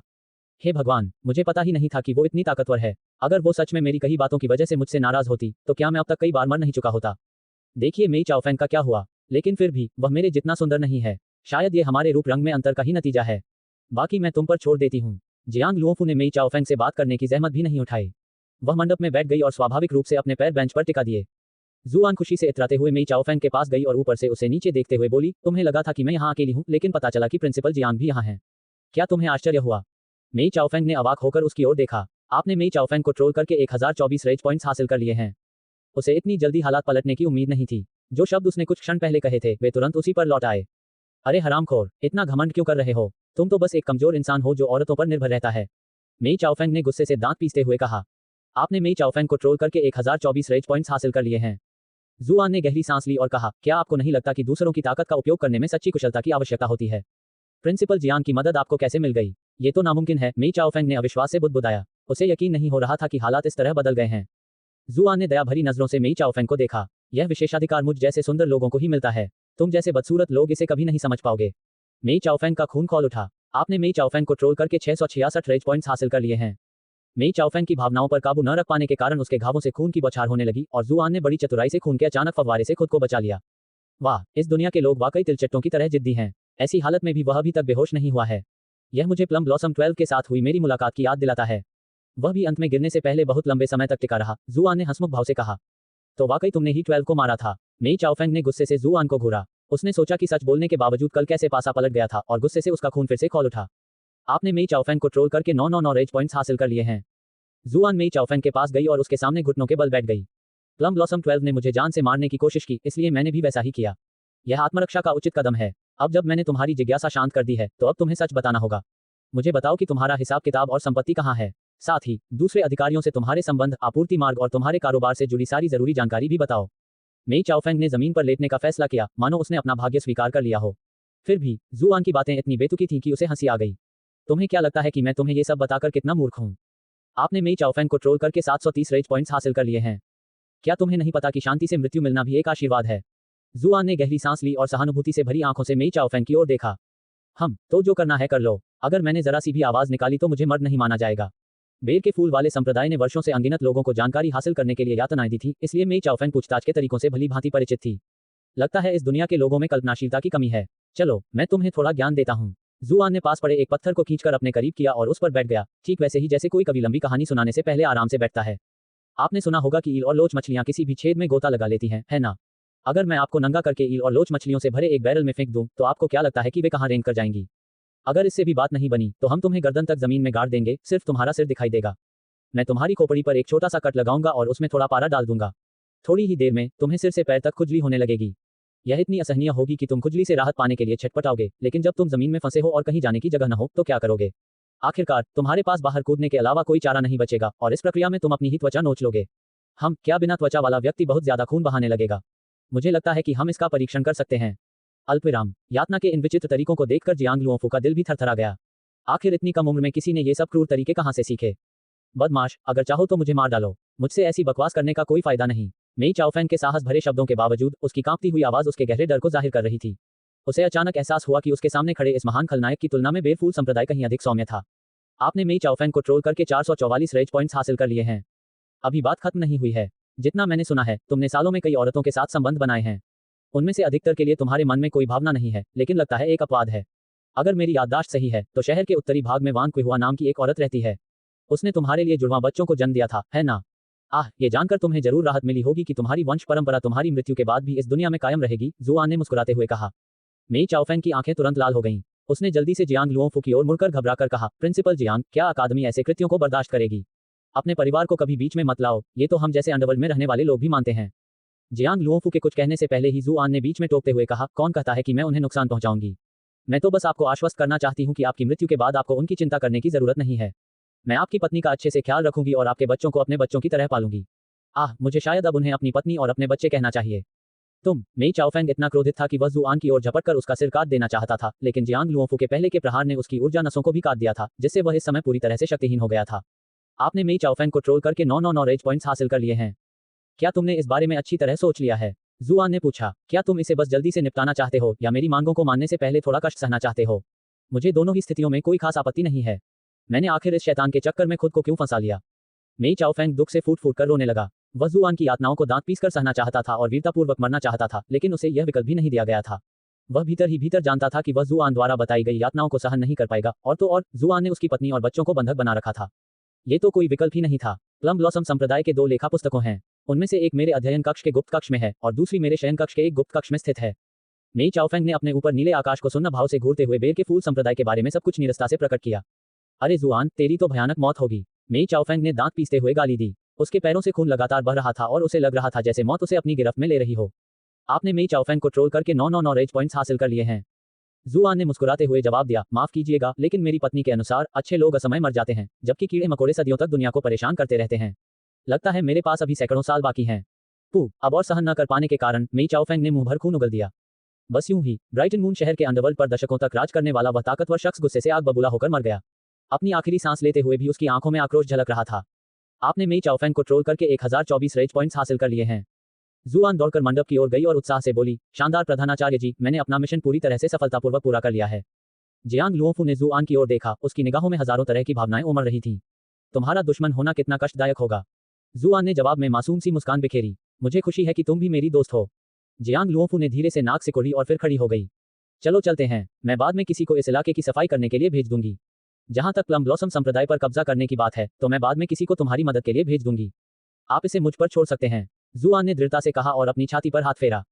बस इसी तरह वे दोनों अकादमी लौट गए। अल्पविराम। 2 घंटे बाद जो कुछ हुआ था उसकी खबर आखिरकार शीकुन तक पहुंची। उसने अपना प्याला जमीन पर गिरा दिया। मेई चाओफेंग मर गई, ये कैसे संभव हो सकता है? शी लेजी ने गंभीर स्वर में उत्तर दिया, मैंने स्वयं इसकी पुष्टि की है। इसमें कोई संदेह नहीं है। ये समझ से परे है। मेई चाओफेंग 5वीं श्रेणी के शिखर पर पहुंचा हुआ साधक है। जुआन को मारना उसके लिए बहुत आसान होना चाहिए था। वह कैसे असफल हो गया? शीकुन को समझ नहीं आ रहा था कि क्या हो रहा है। उसके बगल में स्नो ने धीरे से कहा, युवा स्वामी, किसी ने जुआन को प्रधानाचार्य जियांग के साथ अकादमी लौटते हुए देखा है। जियांग लुओफू, क्या आप कह रहे हैं कि वह अब जुआन के साथ काम कर रही है? शीकुन स्तब्ध रह गया। जियांग लुओफू की साधना और प्रतिष्ठा उसे एक खतरनाक शत्रु बनाती थी। उसे गंभीरता से पुनर्विचार करना था कि क्या उसके पास इस समय उससे निपटने के लिए पर्याप्त साधन है। यह महज एक संयोग हो सकता है। मेई चाओफेंग शायद उससे टकराने के लिए महज एक बदकिस्मती थी, शी लेजी ने टिप्पणी की। वह अपने सपने में भी जुआन और जियांग लुओफू के बीच किसी भी तरह के रिश्ते की कल्पना नहीं कर सकता था। शीकुन के मन में भी यही विचार आया। धिक्कार है, उस बदमाश की किस्मत इतनी अच्छी क्यों है? ये पहला जाल नहीं था जो उसने जुआन के लिए बिछाया था, लेकिन जुआन उन सभी जालों को पार करने में सक्षम रहा था। युवा स्वामी, उर्से कालकोठरी 3 दिन बाद खुलने वाली है। अगर हम वहां उसके खिलाफ कार्रवाई करते हैं तो किसी को पता नहीं चलेगा।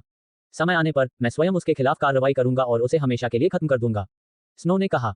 शीकुन ने सहमति में सिर हिलाया। अभी के लिए हम यही कर सकते हैं। मैं कुछ लोगों को लाता हूं जो कालकोठरी में आपकी मदद कर सकते हैं। जैसे जैसे जुआन की ताकत बढ़ती गई, उसका खतरा भी बढ़ता गया। हर गुजरती रात के साथ यह संभावना बनी रहती थी कि जिस स्त्री पर उसकी नजर थी, वह अपनी पवित्रता खो सकती है। ये बात वह बर्दाश्त नहीं कर सकता था। अध्याय 135, 10वीं सुंदरता। अगले 3 दिनों के दौरान जुआन ने अकादमी की सहायता और समर्थन से प्लम ब्लॉसम संप्रदाय के स्वामित्व वाले व्यवसायों और प्रभाव के अन्य क्षेत्रों पर कब्जा करने में खुद को व्यस्त कर लिया। शीकुन को उसकी हरकतों का पता था, लेकिन उसने खुद कुछ न करने का फैसला किया। उर्साई कालकोठरी में घुसते ही वह तो गया काम से। अभी उससे निपटने का कोई कारण नहीं है। इसी बीच अकादमी ने कालकोठरी में प्रवेश के लिए उपलब्ध सीटों के आवंटन हेतु चयन प्रक्रिया शुरू कर दी। 5वें दर्जे के सभी साधकों को निःशुल्क प्रवेश दिया गया, लेकिन अन्य सभी को अपनी योग्यता साबित करने के लिए एक कठिन प्रतियोगिता में भाग लेना पड़ा।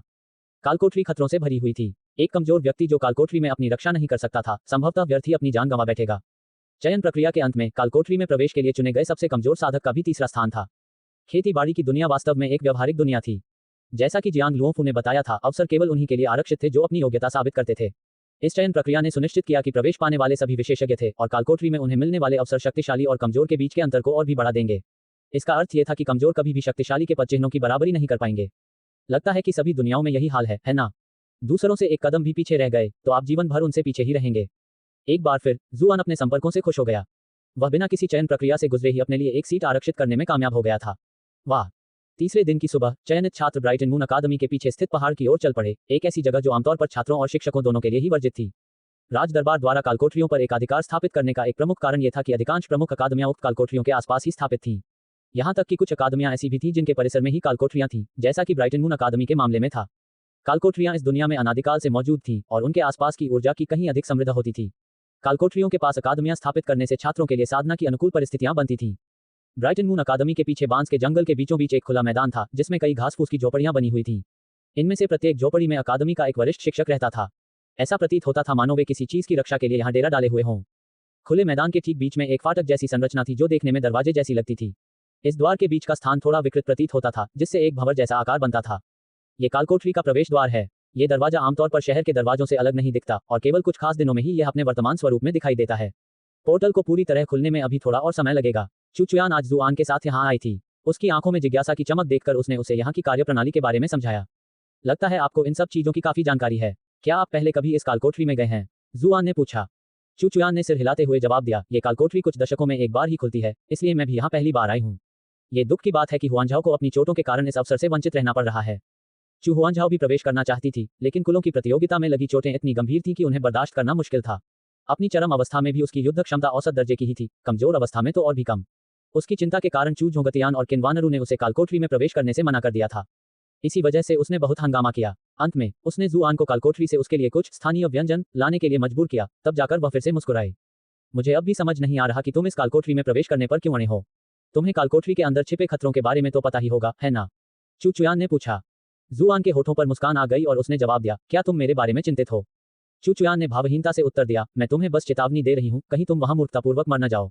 फिर हमारे चू वंश के लिए दूसरा दामाद ढूंढना मुश्किल हो जाएगा।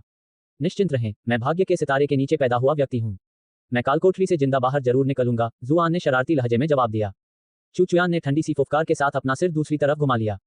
चुयान, क्या तुम्हारा पति भी अंदर जा रहा है? क्या तुम्हें उसकी भी देखभाल करने के लिए हमारी जरूरत है? अचानक एक मोहक मीठी आवाज सुनाई दी। जुआन ने पीछे मुड़कर देखा तो पाया कि उसके सामने एक विशाल स्तन था। पेई म्यानमान अपनी उस खूबसूरत काया का प्रदर्शन करते हुए इतराती फिरती रहती है। क्या उसे पता नहीं कि सार्वजनिक रूप से नाक से खून आना पुरुषों के लिए कितना शर्मनाक होता है? इसकी कोई जरूरत नहीं है। अगर उसे हमेशा दूसरों की सुरक्षा में रखा जाएगा तो वह परिपक्व कैसे होगा? इसके अलावा वह एक शिक्षक के रूप में कालकोठरी में प्रवेश कर रहा है। उसके छात्रों द्वारा उसकी देखभाल किए जाने से बात नहीं बनेगी, चुचुयान ने उत्तर दिया। ओह, अब आखिरकार आप मान ही रहे हैं कि मैं एक शिक्षिका हूं, है ना? आइए, मुझे शिक्षिका जू कहिए, जुआन ने कहा।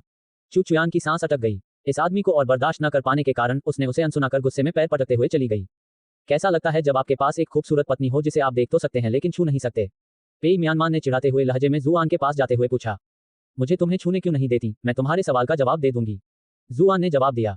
क्या तुम सबके सामने अपनी पत्नी को धोखा दे रहे हो? तुम कितने घिनौने आदमी हो? पेई म्यानमान धीरे से हंस पड़ी। उनकी संक्षिप्त बातचीत देखकर चुचुयान ने थोड़ा भौहें से कोड़ी। म्यामन, तुम वहां क्या कर रही हो? हालांकि उसे जुआन से कोई लगाव नहीं था, फिर भी वह नाम का उसका पति था। भला वह उसके सामने किसी दूसरी औरत के साथ कैसे इश्कबाजी कर सकता था? मैं आ रही हूँ, पेई म्यानमान ने जवाब दिया। उसने जुआन की ओर देखते हुए कहा, तुम्हारी पत्नी को जलन हो रही है।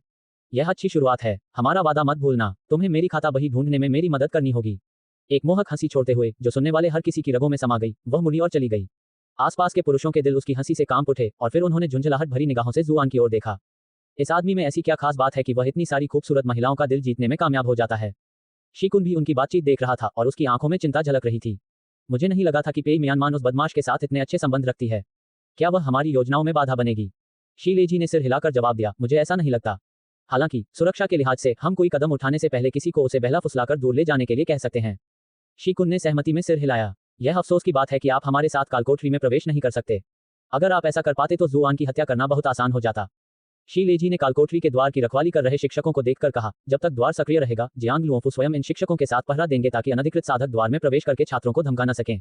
मुझे नहीं लगता कि मैं उनकी नाक के नीचे से चुपके से अंदर घुस पाऊंगा। हालांकि हमने जो दस्ता तैयार किया है वह जुआन को 10 बार मारने के लिए काफी है, इसलिए मुझे पूरा भरोसा है कि कुछ भी गड़बड़ नहीं होगी। ये सौभाग्य की बात है कि हमने उस समय स्नो को अकादमी में दाखिला दिलाने के लिए बहुत मेहनत की थी।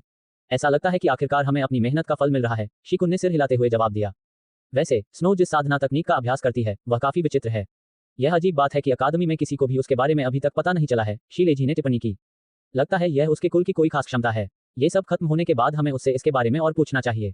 शीलेजी ने छात्रों के बीच खड़ी एक दुबली पतली आकृति को देखा, उसके होठों पर संतुष्टि भरी मुस्कान थी। वह अपनी तैयारियों को लेकर भी आश्वस्त था।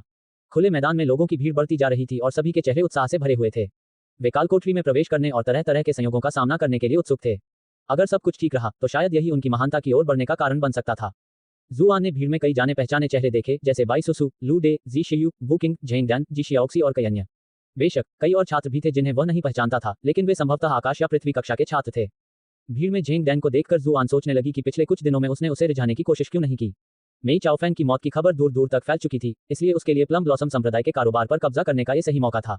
या फिर वह इसलिए निष्क्रिय बैठी थी क्योंकि उसे लगता था कि 7.5 मिलियन चांदी के सिक्कों का वचन पत्र महज कागज का एक टुकड़ा बनकर रह गया है। जी शियाओक्सी अब भी उतनी ही प्यारी दिखती है, बस अफसोस की बात है कि उसने अपने पूरे शरीर पर जहर मल लिया है। मैं उसका हाथ भी नहीं पकड़ सकती। जब जुआन ने एकत्रित छात्रों पर नजर डाली तो उसकी नजर हल्के हरे रंग के वस्त्र पहने एक दुबली पतली आकृति पर पड़ी। हालांकि उसने अपना चेहरा एक पारदर्शी घूंघट से ढका हुआ था, फिर भी उसके चेहरे की हल्की सी झलक से यह स्पष्ट था कि वह एक सुंदर महिला थी। ये कौन है? मुझे याद नहीं आ रहा कि मैंने इसे पहले कभी अकादमी में देखा हो। ये सचमुच बेहद खूबसूरत है। उसके चेहरे के हाव भाव कुछ जाने पहचाने से लग रहे हैं। तभी उसने अपने आसपास के छात्रों की फुसफुसाहट सुनी। वाह, क्या वो वही रहस्यमयी लड़की है जो स्वीट हार्ट रैंकिंग में 10वें स्थान पर है? उसे अकादमी में देखना बेहद दुर्लभ है। ऐसा लगता है कि कालकोठरी की बदौलत वह आखिरकार नजर आ रही है। उसका नाम क्या था? मुझे याद क्यों नहीं आ रहा? मुझे लगता है उसका नाम कियाओ जू कुछ है। क्या ये जुइंग के लिए कुछ खास नहीं है? नहीं, मुझे याद है कि वह कियाओ समथिंग यंग थी। अल्पविराम। उनकी बातचीत सुनकर जुआन जोर से हंस पड़ा। ये बेवकूफ, अगर सब कुछ जोड़कर देखें तो क्या ये कियाओ जुइंग नहीं है? ये नाम इतना जाना पहचाना क्यों लग रहा है? एक पल रुकिए, उसका नाम क्या था? अचानक मुझे उसका नाम याद क्यों नहीं आ रहा? जुआन का दिमाग अचानक धुंधला गया। कई नाम अचानक एक साथ उसके दिमाग में आ गए और उनमें से हर एक नाम लगभग सही लग रहा था, फिर भी पूरी तरह सही नहीं था, जिससे वह पूरी तरह से उलझन में पड़ गया। आपने कियाओ जुइंग को ट्रोल करके 233 रेज पॉइंट्स हासिल कर लिए हैं। क्या? सिस्टम से मिली अचानक सूचना ने जुआन के दिमाग को पल भर में साफ कर दिया।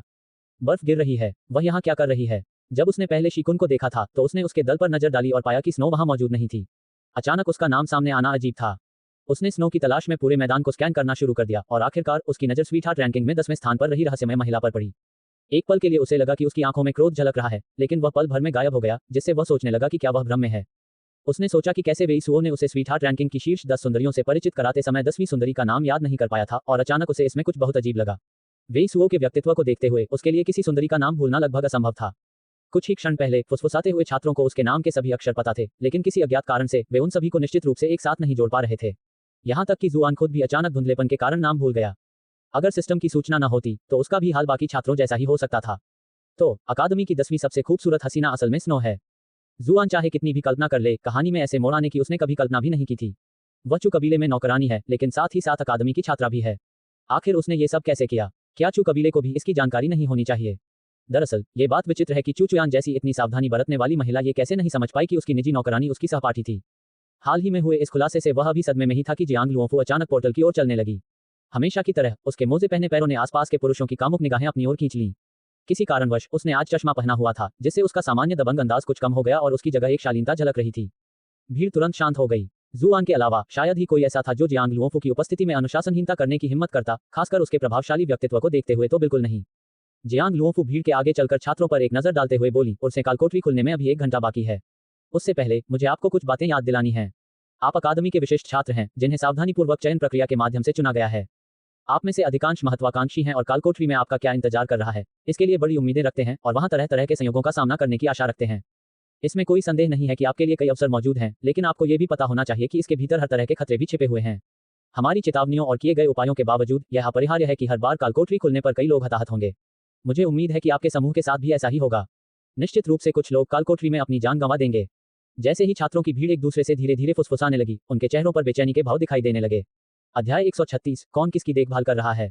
कालकोठरी में जिन खतरों का सामना करना पड़ेगा, उनका कुछ न कुछ अंदाजा तो सबको था, लेकिन अब चेतन रूप से वे जोखिमों की बजाय संभावित लाभों पर अधिक ध्यान केंद्रित कर रहे थे। हालांकि प्रधानाध्यापक जियांग जैसे प्रतिष्ठित व्यक्ति द्वारा इस मुद्दे पर जोर देने से उन्हें जोखिमों को गंभीरता से लेने के लिए मजबूर होना पड़ा।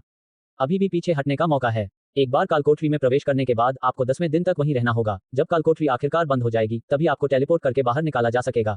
एक बार पोर्टल पार करने के बाद उससे पहले आपके पास बाहर निकलने का कोई रास्ता नहीं होगा। जियांग लुओफू ने भीड़ पर नजर डालते हुए शांति से जोखिमों के बारे में बताया। आप सभी ने पहले ही दायित्व से मुक्ति पत्र पर हस्ताक्षर कर दिए हैं, इसलिए आपको पता होना चाहिए कि कालकोठरी के अंदर आपके साथ होने वाली किसी भी घटना के लिए अकादमी जिम्मेदार नहीं होगी। छात्रों ने अनिश्चितता से एक दूसरे की ओर देखा, लेकिन उनमें से कोई भी पीछे हटने को तैयार नहीं था। यहाँ तक पहुंचना भी उनके लिए मुश्किल था और कोई भी यूं ही पीछे हटने को तैयार नहीं था। उर्से कालकोठरी का लेआउट हर बार प्रवेश करने पर अपने आप बदल जाता है। गुरुओं के मार्गदर्शन में भी ज्यादा फर्क नहीं पड़ेगा, जियांग लुओफू ने कहा। चौथे और 5वें दर्जे के सभी साधक कालकोठरी के अंदर अकेले ही घूमेंगे। आपकी साधना के स्तर को देखते हुए आप अपनी रक्षा स्वयं कर सकेंगे। यदि आप वास्तव में अपनी क्षमताओं को परखना और उन्हें निखारना चाहते हैं तो आपके लिए स्वतंत्र रूप से घूमना सबसे अच्छा होगा। बाकी सभी लोग गुरुओं के साथ समूह में कालकोठरी का भ्रमण करेंगे। इस बिंदु पर जियांग लुओफू कुछ क्षणों के लिए रुका और फिर आगे बोला, पिछले वर्षों में यदि कोई व्यक्ति स्वतंत्र रूप से घूमना चाहता था तो हम उसे अपनी इच्छानुसार करने देते थे। हालांकि इस बार इस कालकोठरी में कुछ असामान्य प्रतीत होता है और हमने सावधानीपूर्वक आगे बढ़ने का निर्णय लिया है। यदि आप अभी तक चौथे रैंक तक नहीं पहुंचे हैं तो मैं आपको किसी गुरु के साथ रहने की सलाह दूंगा। ये शब्द सुनकर भीड़ थोड़ी निराश हुई। वे जानते थे कि शिक्षक के साथ रहना ज्यादा सुरक्षित होगा, लेकिन इसका मतलब ये भी था कि उन्हें कालकोठरी से उतना लाभ नहीं मिलेगा। रास्ते में होने वाली किसी भी आकस्मिक मुलाकात को उन्हें बाकी सभी के साथ साझा करना होगा। उसी क्षण अचानक एक आवाज ने सवाल उठाया, प्रिंसिपल जियांग, क्या इस बारे में कोई नियम है कि किस छात्र को किस शिक्षक के साथ जोड़ा जाए? आखिरकार कुछ शिक्षक ऐसे हैं जिनकी शिक्षण क्षमता हमें थोड़ी चिंतित करती है। अगर हमें जबरदस्ती उनके समूह में डाल दिया जाए तो क्या यह अन्याय नहीं होगा? ये शिक उनकी ओर से था। अगर वे जुआन से निपटना चाहते थे तो बेहतर यही होगा कि उसके साथ कम लोग हों। ये शब्द कहते ही उसने जुआन की ओर इशारा किया और भीड़ में हंसी गूंज उठी। ये सचमुच सच था कि जुआन की साधना का स्तर वहां मौजूद कई छात्रों से कम था, तो खतरे के समय वे उस पर कैसे भरोसा कर सकते थे? जियांग लुओफू स्वाभाविक रूप से जानती थी कि शिकुन किसका जिक्र कर रही है, इसलिए उसने शांत भाव से उत्तर दिया, चूंकि यह हमारे छात्रों की सुरक्षा का मामला है, इसलिए हम छात्रों को किसी विशेष समूह में शामिल होने के लिए बाध्य नहीं करेंगे। छात्र अपनी इच्छानुसार किसी भी शिक्षक के साथ जाने के लिए स्वतंत्र हैं। जैसे ही ये शब्द बोले गए, छात्र तुरंत कुछ शिक्षकों की ओर दौड़ पड़े, मानो उन्हें डर हो कि अकादमी किसी तरह इस बयान से पीछे हट जाएगी। मैं टीचर बाई को चुनता हूँ। मैं अनुशासन गुरु लू को चुनता हूँ। मैं अंकल वांग को चुनता हूँ। अल्पविराम। छात्रों को चुनाव करने में ज्यादा समय नहीं लगा। उनमें से कई ने बाई सुसु और लू डे को चुना, जो आश्चर्य की बात नहीं थी क्योंकि वे अकादमी के सबसे मजबूत शिक्षक थे। अधिकांश शिक्षकों के आसपास कुछ छात्र भी थे। बस एक ही चौंकाने वाला अपवाद था, जुआन। उसके साथ एक भी व्यक्ति नहीं था। मैदान में हंसी गूंज उठी। अधिकांश छात्र अभी भी अपनी हंसी रोकने की कोशिश कर रहे थे, लेकिन शिकुन ने तो अपने मजाक को छिपाने की जरा भी जहमत नहीं उठाई। चुचुयान ने भौहें चढ़ाईं। जुआन अभी भी उसका पति था, कम से कम नाम का, इसलिए उसे सबके सामने अपमानित होते देखना असहज लग रहा था। उसका मन तो स्वाभाविक रूप से उसके साथ जाने का कर रहा था, लेकिन अचानक उसे 5वें दर्जे के साधकों को दी गई सलाह याद आ गई, जिसमें उन्हें स्वतंत्र रूप से आगे बढ़ने के लिए प्रोत्साहित किया गया था। अगर वह अब उसके साथ जाती तो दूसरों को लगता कि वह उनकी रक्षा करने की कोशिश कर रही है, जिससे वह और भी शर्मिंदा हो जाता। क्याओ जुइंग भी थोड़ी हिचकिचाई। वह जुआन के समूह में शामिल होने के बारे में सोच रही थी और चूंकि उसकी 5वीं श्रेणी की साधना अभी तक प्रकट नहीं हुई थी, इसलिए वह ऐसा करने के लिए स्वतंत्र थी। एक ही समूह में होने से उसके लिए जुआन पर अपना प्रभाव डालना बहुत आसान हो जाता। लेकिन अंत में उसने ऐसा न करने का फैसला किया। सबके सामने जुआन के समूह में शामिल होना उसके लिए बहुत असहज था। इसके अलावा अगर उसके साथ होने के बावजूद कालकोठरी से लौटने वाली वह अकेली होती तो उस पर भी शक की नजर पड़ती। इस समय ध्यान आकर्षित करना उसके लिए बुद्धिमानी नहीं होती। तभी एक दबी हुई आवाज सुनाई दी, मैं आपके समूह में शामिल हो जाऊंगी। जी शियाओक्सी शर्माते हुए जुआन के पास चली गई। इन शब्दों को जोर से बोलने मात्र से ही उसका सारा साहस खत्म हो गया था और उसका छोटा सा चेहरा पूरी तरह से लाल हो गया था। जुआन उसके इस भाव से बहुत प्रभावित हुई। वह वाकई बहुत दयालु है। ये स्पष्ट था कि उसने पहले बाई सुसु को चुनने का इरादा किया था, लेकिन अब जब उसने देखा कि मेरे साथ कोई नहीं है तो उसने यहाँ आना चुना। वह उसे ठुकराने का इरादा कर रहा था, उसकी सद्भावना ही उसके लिए काफी थी, लेकिन फिर उसे याद आया कि कालकोठरी में उसका उद्देश्य क्षणभंगुर कमल की खोज करना था। जी शियाओक्सी को हर तरह की चिकित्सा का ज्ञान था, इसलिए वह इस संबंध में उसकी काफी मदद कर सकती थी। इसलिए अंत में उसने उसे स्वीकार करने का फैसला किया। मिस जी, आपको पुनर्विचार करना चाहिए। उनके साथ रहना बहुत खतरनाक है। जी हाँ, वह तो केवल 3रे दर्जे का साधक है। आप हमारे साथ चलें। अल्पविराम। जी शियाओक्सी की लोकप्रियता इस समय वाकई में चमक रही थी। बहुत से लोग आगे आकर उन्हें अपना फैसला बदलने की सलाह दे रहे थे। कोई बात नहीं, शिक्षिका जू भी वास्तव में काफी प्रभावशाली हैं। जी शियाओक्सी ने धीरे से सिर हिलाते हुए कोमल स्वर में उत्तर दिया। पेई म्यांमार ने चुपके से अपने बगल में खड़ी उस खूबसूरत महिला को कोहनी मारी और कहा, अरे लगता है तुम्हारे पति महिलाओं के बीच काफी लोकप्रिय हैं। चुचुयान भी जी शियाओक्सी के इस काम से हैरान थी। उसने सुना था कि अकादमी में जी शियाओक्सी ने एक बार उसका साथ दिया था, लेकिन फिर भी ऐसे हालात में उसका उसे चुनना यह दर्शाता है कि वे दोनों वाकई एक दूसरे के काफी करीब थे। तस्क एक और आगे आ गया। पेई म्यांमार ने चुचुयान को कोहनी मारी और आगे बढ़ने का इशारा किया। चुचुयान ने अपना सिर उठाया और देखा कि झेंग डैन भी जुआन की ओर चल रहा है। क्या चल रहा है? भीड़ अचंभित थी। उन्हें कभी पता नहीं था कि झेंग डैन और जुआन के बीच अच्छे संबंध थे। ये देखकर जुआन अपनी मुस्कान रोक नहीं पाया। क्या मिस झेंग भी मेरे समूह में शामिल होने का इरादा रखती हैं? झेंग डैन ने सिर हिलाते हुए कहा, बात यह नहीं है। मैं आपको बस एक बात बताना चाहती हूँ। अरे क्या बात है, जुआन हैरान थी। झेंग डैन उसके करीब झुककर धीरे से फुसफुसाया, तुम्हें सावधान रहने की जरूरत है। कालकोठरी में कोई तुम्हारी जान लेने की ताक में है। इन शब्दों के साथ उसने उसे एक मनमोहक मुस्कान दी और फिर अपने समूह में लौट गई। झेंग डैन के जाने पर भीड़ ने राहत की गहरी सांस ली। अगर झेंग डैन भी जुआन को चुनता है तो यह पागलपन होगा। कोई पुरुष इतना लोकप्रिय हो ही नहीं सकता। दूसरी ओर जुआन गहरी सोच में डूब गई। क्या कोई मुझे मारना चाहता है? क्या ये शिकुन और उसका गिरोह है? चूंकि आज स्नो भी यहाँ है तो शायद वे कुछ साजिश रच रहे हैं। झेंग डैन ने जुआन के चेहरे पर गंभीर भाव देखा और उसके होंठ हल्के से ऊपर की ओर मुड़ गए। अगर जुआन शिकुन की योजना से बचने के लिए बहुत कमजोर साबित होती तो इससे परिणाम में कोई बदलाव नहीं आता और शिकुन उसे किसी भी बात के लिए दोषी नहीं ठहराता। लेकिन अगर जुआन भागने में कामयाब हो जाती तो वह इस एहसान को याद रखता और उसके प्रति कुछ सद्भावना रखता। चाहे कुछ भी हो जाए, यह उसके लिए निश्चित रूप से जीत की स्थिति थी। ये तो बहुत दुख की बात है कि शिकुन कालकोठरी में उसकी हत्या करवाने की योजना बना रहा है। उसके समूह में शामिल होकर उसके करीब आने का यह एक अच्छा मौका था। लेकिन अब मुझे उससे दूरी बनाए रखनी चाहिए ताकि मैं इसमें फंस न जाऊं। जी शियाओक्सी को जुआन के साथ जाते देख जियांग लुओफू ने थोड़ा सा माथा सिकुड़ा, लेकिन उन्होंने इस मामले पर कुछ भी न कहने का फैसला किया। समूह का चयन पूरा होने के बाद उन्होंने अपना भाषण समाप्त करना शुरू किया। जैसे जैसे आप कालकोठरी में गहराई तक जाते जाएंगे, खतरा उतना ही बढ़ता जाएगा। अपनी सीमाओं को जानो और अंधाधुंध आगे मत बढ़ो। अंततः कालकोठरी से मिलने वाला इनाम आपके भाग्य पर निर्भर करेगा, इसे जबरदस्ती करने की कोई आवश्यकता नहीं है। जी हाँ, प्रधानाचार्य जियांग, छात्रों ने एक साथ उत्तर दिया। जैसे ही उसने अपना भाषण समाप्त किया, जियांग लुओफू के पीछे का पोर्टल अचानक और अधिक विकृत होने लगा और उसकी सतह पर गोलाकार लहरें फैलने लगीं। कुछ देर बाद लहरें शांत हुईं और एक पारदर्शी हल्के नीले रंग का द्वार दिखाई दिया। द्वार के दूसरी ओर से तीव्र ऊर्जा का संचार महसूस किया जा सकता था। भीड़ में उत्साह बढ़ गया। अगर ऊर्जा की सघनता इतनी अधिक थी कि वे पोर्टल के प्रवेश द्वार पर ही इसे महसूस कर सकते थे, तो अंदर पहुंचने पर यह और भी अधिक अद्भुत होगा, है ना? कालकोठरी का द्वार पूरी तरह खुल गया है। आप सभी को मेरी शुभकामनाएं, जियांग लुओफू ने कहा। लू डे और बाइसुसु के नेतृत्व में छात्र पोर्टल से होते हुए कालकोठरी में प्रवेश करने लगे। शिकुन कुछ पल के लिए प्रवेश द्वार पर रुका और जुआन की ओर मुड़कर देखा। उसके चेहरे पर खुशी की झलक थी। जुआन के मन में अचानक एक विचार आया। चूंकि वह व्यक्ति कालकोठरी के गुप्त कक्षों का फायदा उठाकर मेरी हत्या करने की योजना बना रहा है, तो क्या मैं भी ऐसा ही नहीं कर सकता? चुचुयान जुआन के पास गई और उसे धीरे से चेतावनी देते हुए बोली, शिकुन जिस तरह से तुम्हें देख रहा है, उसमें कुछ गड़बड़ है। सुरक्षा के लिए कालकोठरी में जाने के बाद तुम मेरे पीछे आना।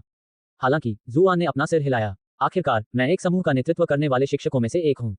मैं किसी छात्र को अपनी रक्षा करने की अनुमति कैसे दे सकता हूँ? चुचुयान ने भौहें चढ़ाते हुए कहा, हालात को देखो, ऐसे समय में तुम्हें ऐसी बातों की चिंता नहीं करनी चाहिए।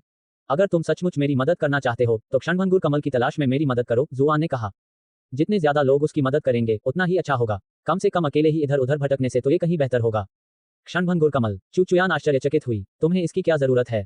यह एक पौराणिक खजाना है जो किसी व्यक्ति की साधना को बढ़ाने में सक्षम माना जाता है। अगर मैं इसे पा भी लूं तो मुझे नहीं लगता कि मैं इसे किसी और को देना चाहूंगी। ये तो आपकी बड़ी बेबाकी है। खैर, मान लीजिए कि मैंने इस बारे में कुछ कहा ही नहीं। जुआन ने कंधे उचका दिए, इस बारे में ज्यादा सोचे बिना। हालांकि जी शियाओक्सी ने घबराहट में कहा, बड़ी बहन चू, मेरे पिता ने उसके लिए एक दवा लिखी है जिसमें अंतिम घटक के रूप में क्षणभंगुर कमल नहीं है। उसे अपने आघात से उबरने के लिए इसकी आवश्यकता है। जी शियाओक्सी के चेहरे पर दिख रही शर्मिंदगी चुचुयान को साफ साफ बता रही थी कि वह किस बारे में बात कर रही है। चुचुयान ने जुआन के गुप्तांग की तरफ तिरछी नजर डाली और उसका चेहरा भी लाल हो गया। ठीक है, तो मैं इसे ढूंढने में तुम्हारी मदद करूंगी, लेकिन ज्यादा उम्मीद मत रखना। यह एक दुर्लभ खजाना है जिसका जिक्र ज्यादातर कहानियों में ही मिलता है। इस विषय पर बात करने में अत्यधिक शर्म महसूस करते हुए चुचुयान ने जल्दी से अपना सिर दूसरी ओर घुमाया और चली गई। अरे, आपने अपनी पत्नी से ऐसा क्या कहा कि वह इतनी शर्मिंदा होकर चली गई? पेई म्यानमान पास आकर उत्सुकता से पूछने लगी। यह एक रहस्य है, क्या तुमने ये कहावत नहीं सुनी है, रहस्य ही इंसान को असली मर्द बनाता है? जुआन ने उंगली हिलाकर उसकी ओर इशारा किया। तुम्हारे मुंह से तो वाकई दिलचस्प बातें निकलती हैं, पेई म्यानमान ने धीरे से हंसते हुए कहा। ठीक है, अपना ख्याल रखना, कहीं अंदर जाकर मर मत जाना। ये शब्द कहने के बाद वह कालकोठरी में चली गई। जल्द ही खुले मैदान में केवल जुआन और जी शियाओक्सी ही रह गए। जैसे ही वे पोर्टल में प्रवेश करने वाले थे, जियांग लुओफू ने अचानक उन दोनों को रोक दिया। उसका अच्छे से ख्याल रखना, अगर उसके बाल का एक भी टुकड़ा टूटा तो तुम्हें कालकोठरी से बाहर आने की जरूरत नहीं पड़ेगी। जुआन खिलखिलाकर हंस पड़ी। प्रिंसिपल जियांग, आप तो बड़े दयालु हैं। मुझे मिस जी की देखभाल की जरूरत नहीं है। वैसे भी आप उनसे बहुत ज्यादा उम्मीद कर रहे हैं। जियांग लुओफू ने ठंडी सांस लेते हुए कहा, क्या तुम बेवकूफ हो? मैंने कहा था कि उसका ख्याल रखना। तुम ये सुनिश्चित करो कि उसे जरा भी नुकसान न पहुंचे। जुआन ने हैरानी से उसकी ओर देखा। अध्याय 137, बहुत बड़ा। कालकोठरी के अंदर पहुंचने के बावजूद जुआन अभी भी अपने सदमे से बाहर नहीं निकल पा रहा था। वह अचरज से जी शियाओक्सी को घूरता रहा, ये समझने की कोशिश कर रहा था कि अभी अभी क्या हुआ है। जी शियाओक्सी उनकी तीखी निगाहों के नीचे थोड़ी घबरा गई। टीचर जू, आप क्या देख रहे हैं? आपको मुझे शिक्षक कहकर संबोधित नहीं करना चाहिए, आप बहुत ही दूरी बनाए हुए हैं। बड़े भाई जू, मुझे आजू कहो, आजू। जुआन जी शियाओक्सी के चारों ओर घूमकर उसे ध्यान से देखने लगा। उसके लिए सामने खड़ी इस प्यारी सी बच्ची और ठंडे दबंग जियांग लुओफू के बीच कोई संबंध स्थापित करना मुश्किल हो रहा था। अब और इंतजार न कर पाने पर उसने आखिरकार पूछा, क्या प्रधानाचार्य जियांग आपकी माँ है? जी शियाओक्सी ने जल्दी से अपना सिर हिलाया। नहीं, वह नहीं है, वह मेरी छोटी चाची हैं। छोटी चाची? पता नहीं क्यों प्रिंसिपल जियांग के उसकी मां न होने की बात सुनकर जुआन ने राहत की गहरी सांस ली। सच में, साधारण पुरुष प्रिंसिपल जियांग के लायक कैसे हो सकते हैं? मुझ जैसे सभ्य व्यक्ति के लिए तो ये बिल्कुल भी उचित नहीं है। इसी बीच उसे आखिरकार समझ आ गया कि जियांग लुओंफू को छोटे जुआन के सील होने के बारे में कैसे पता चला था। उसे अब भी चिंता थी कि कहीं उच्च साधना स्तर के लोग उसकी स्थिति को भांप न लें, लेकिन सौभाग्य से ऐसा नहीं लग रहा था। अगर पूरी दुनिया को उसकी नपुंसकता के बारे में पता चल जाता तो वह अब खुलेआम सड़कों पर चलने की हिम्मत नहीं करता। फिर भी भले ही वे रिश्तेदार थे, क्या जी डेंगटू द्वारा अपनी स्थिति जियांग लुओंफू के साथ साझा करना बेहद गैरपेशेवर नहीं था? क्या रोगी की गोपनीयता वह सर्वोपरि मूल्य नहीं है जिसका सभी चिकित्सकों को पालन करना चाहिए? इससे ये भी स्पष्ट हो गया कि जी डेंगटू अपने आसपास की सभी महिलाओं को घूरने के बावजूद खूबसूरत जियांग लुओंफू को क्यों नजरअंदाज कर रहा था। अंततः उसकी स्थिति ऐसी नहीं थी कि वह कोई कदम उठा सके। अरे, ये बात भी समझ में नहीं आती। जी डेंगटू का जियांग लुओंफू से खून का कोई रिश्ता नहीं है। उसकी विकृत मानसिकता को देखते हुए यह अजीब है कि उसके मन में उसके लिए कोई कामुक विचार नहीं आते। क्या हुआ आजू? जी शियाओक्सी ने देखा कि जुआन के माथे की शिकन कभी गहरी तो कभी ढीली हो रही थी और उसे उसकी चिंता होने लगी। अरे कुछ भी नहीं, जुआन ने थोड़ा और जानने की कोशिश की। अच्छा, आपकी माँ कहाँ है? मुझे नहीं लगता कि मैंने आपको पहले कभी उनका जिक्र करते सुना है। जी शियाओक्सी ने अपनी नजरें फर्श पर टिका दी। जब मैं बच्ची थी तभी से वह इस दुनिया से चली गई थी। मुझे उनकी कोई याद नहीं है। जैसे जैसे वह बोलती गई उसकी लंबी पलकें हल्की हल्की कांपने लगी और उसकी आंखों में आंसू चमकने लगे। उसे रोने की कगार पर देखकर जुआन तुरंत घबरा गई। मुझे इसके बारे में नहीं पूछना चाहिए था। मुझे माफ कर दो, कृपया रोना मत। जी शियाओक्सी ने आंसू पोंछते हुए हल्की सी सिसकी ली। उसने जबरदस्ती मुस्कुराते हुए कहा, मैं ठीक हूँ, मुझे इसकी आदत हो गई है। इसके बाद जुआन ने और अधिक पूछताछ करने की हिम्मत नहीं की। उसे निकट भविष्य में इसके बारे में पूछताछ करने का कोई और मौका ढूंढना होगा। इस बातचीत के बाद उसने अपने आसपास के वातावरण का जायजा लेना शुरू किया। इस समय वे पीले रंग की घास से भरे एक मैदान में थे। ऐसा लग रहा था जैसे शरद ऋतु हो। मैदान में पेड़ों के कई छोटे छोटे समूह बिखरे हुए थे, साथ ही कुछ छोटी पहाड़ियां भी थीं। क्षितिज के किनारे पर उसे काले और पीले रंग के कुछ धब्बे दिखाई दिए जो किसी पर्वत श्रृंखला या इसी तरह की किसी चीज के प्रतीत हो रहे थे। यह इतनी दूर था कि निश्चित रूप से कुछ कहा नहीं जा सकता था। ये कालकोठरी मेरी उम्मीद से कहीं अधिक साधारण दिखती है। जुआन ने राहत की सांस ली। उसे उम्मीद थी कि उसे एक ऐसी दुनिया में ले जाया जाएगा जहां डायनासोर और तरह तरह के राक्षस बेखौफ घूमते होंगे, लेकिन ये दुनिया बाहर की दुनिया से कुछ खास अलग नहीं निकली। कालकोठरी में प्रवेश करने के उत्साह से भरी उसके आसपास की भीड़ भी धीरे धीरे शांत होने लगी। म्यानमान, चलो चलते हैं। चुचुयान ने देखा कि जुआन जी शियाओक्सी के साथ मजे से बातें कर रही थी, लेकिन उसका चेहरा हमेशा की तरह ठंडा और भावहीन था, जिससे यह समझना मुश्किल था कि वह क्या सोच रही है। उसके पैरों की एक थपथपाहट से उसकी पोशाक लहराई और कुछ ही पलों में वह क्षितिज पर एक काले बिंदु की तरह गायब हो गई। जैसा कि अकादमी की नंबर 1 प्रतिभा से उम्मीद थी, उसकी शारीरिक गतिविधि वाकई अद्भुत है। जैसे कि उसकी चलने फिरने की कला ने आपका ध्यान खींचा हो। आप इसे इतना स्पष्ट कर रहे हैं कि मुझे आपको बेनकाब करने की कोशिश करने में भी बुरा लग रहा है। अपना मुंह पोंछो, तुम्हारे मुंह से लार टपक रही है। अल्पविराम, अपनी अच्छी तरह रक्षा करना, खुद को मरने मत देना। पेई म्यानमान ने जुआन की ओर मोहक नजर से देखते हुए की के जरिए उससे अपनी आवाज साझा की। हल्की सी खिलखिलाहट भरी हंसी छोड़ते हुए वह भी उसी दिशा में चल पड़ी जिधर चुचुयान गया था। ऐसा लग रहा था कि वे फिलहाल साथ मिलकर उस इलाके की खोजबीन करने की योजना बना रहे थे, लेकिन कालकोठरी के विशाल आकार को देखते हुए ये संभावना थी कि वे अंततः अलग हो जाएंगे। वाह, वह हंसी, मुझे ऐसा लग रहा था जैसे मेरी आत्मा मेरे शरीर से बाहर निकल गई हो। आह, इसे सुनकर मुझे ऐसा लग रहा है जैसे मेरा शरीर पिघल जाएगा। नहीं, तुम्हारा शरीर बस कमजोर है। अल्पविराम, अपने आसपास की बातें सुनकर जुआन ने तिरस्कारपूर्वक सिर हिलाया। देखो तुम सब कितने निकम्मे हो। मैं तो उसके बिल्कुल पास था, जमीन पर लोटपोट हो रहा था, लेकिन मैं उस पर शेखी भी नहीं बघारता। फिर भी तुम सब उसकी हंसी सुनकर सातवें आसमान पर हो। हाँ, इसीलिए तो तुम सब छात्र हो जबकि मैं शिक्षक हूँ। शिकुन दोनों महिलाओं की परछाइयों को देखता रहा, उसका मन गहरी सोच में डूबा हुआ था। मैंने पहले उस पर ज्यादा ध्यान नहीं दिया था, लेकिन पेई म्यानमान सचमुच बहुत आकर्षक है। उसके रूप से लेकर उसके व्यवहार तक वह एक ऐसा मोहक आकर्षण बिखेरती है कि हर पुरुष उस पर मोहित हो जाता है। चुचुयान जैसी महिलाएं पत्नियां बनने के लिए उपयुक्त हैं, लेकिन पेई म्यानमान जैसी महिलाएं प्रेमिका बनने के लिए आदर्श हैं। अगर मुझे सही याद है तो वह पेई कबीले की मुख्य शाखा की सदस्य नहीं है। शायद मुझे उसे अपना बनाने का मौका मिल जाए। बाद में संदेह से बचने के लिए शिकुन ने जुआन से संपर्क न करने और यहाँ तक कि उसकी ओर देखने से भी परहेज किया। इस तरह बाद में कोई भी उस पर दोष नहीं लगा पाएगा। सबको शुभकामनाएं, मैं पहले चलता हूँ। बोलते हुए शिकुन ने भीड़ की ओर मुट्ठी तान दी। जुआन और कुछ अन्य लोगों को छोड़कर जो उसकी धूर्त योजना से वाकिफ थे, उसका व्यवहार बिल्कुल सटीक लग रहा था। उसकी अच्छी सूरत के साथ ये संभव था कि इस हाव भाव से उसे भीड़ से काफी सद्भावना प्राप्त हो जाएगी। अन्य 5वीं श्रेणी के किसान भी जाने लगे। मेरे समूह के सभी लोग मेरा ध्यान से पीछा करें ताकि आप रास्ता न भटक जाएं। लू डे ने अपने अधीन छात्रों को इशारा किया और उन्हें भी अपने साथ ले गया। जुआन से उसकी कोई खास दोस्ती नहीं थी, इसलिए उसने उसे अलविदा कहना भी जरूरी नहीं समझा। दूसरी ओर बाई सुसु इतराते हुए आए और बोली, शिक्षक जू, क्या आप हमारे साथ आना चाहेंगे? जुआन ने मुस्कुराते हुए जवाब दिया, टीचर बाई, मैं आपकी सद्भावना की सराहना करता हूं, लेकिन हम स्वयं ही खोजबीन करने का इरादा रखते हैं। आप मजाक कर रहे होंगे। मैंने जितने भी उपन्यास पढ़े हैं उनमें नायक कभी किसी समूह के साथ कब गया है? वह हमेशा अकेले ही निकलता था ताकि संयोगवश होने वाली मुलाकातें केवल उसी को मिलें। अगर मैं आप सबका अनुसरण करूंगा तो मेरी किस्मत खराब हो जाएगी। ठीक है, तो फिर शियाओक्सी का ख्याल रखना, समझे? अकादमी में बहुत से लोग उसे पसंद करते हैं, जिनमें मैं भी शामिल हूँ। अगर उसे कुछ हुआ तो हम तुम्हें नहीं छोड़ेंगे, बाई सुसु ने शरारती हंसी के साथ कहा। टीचर बाई, मैं अपना ख्याल खुद रख सकती हूँ। जी शियाओक्सी का चेहरा लाल हो गया। वह जुआन के लिए कोई मुसीबत खड़ी नहीं करना चाहती थी।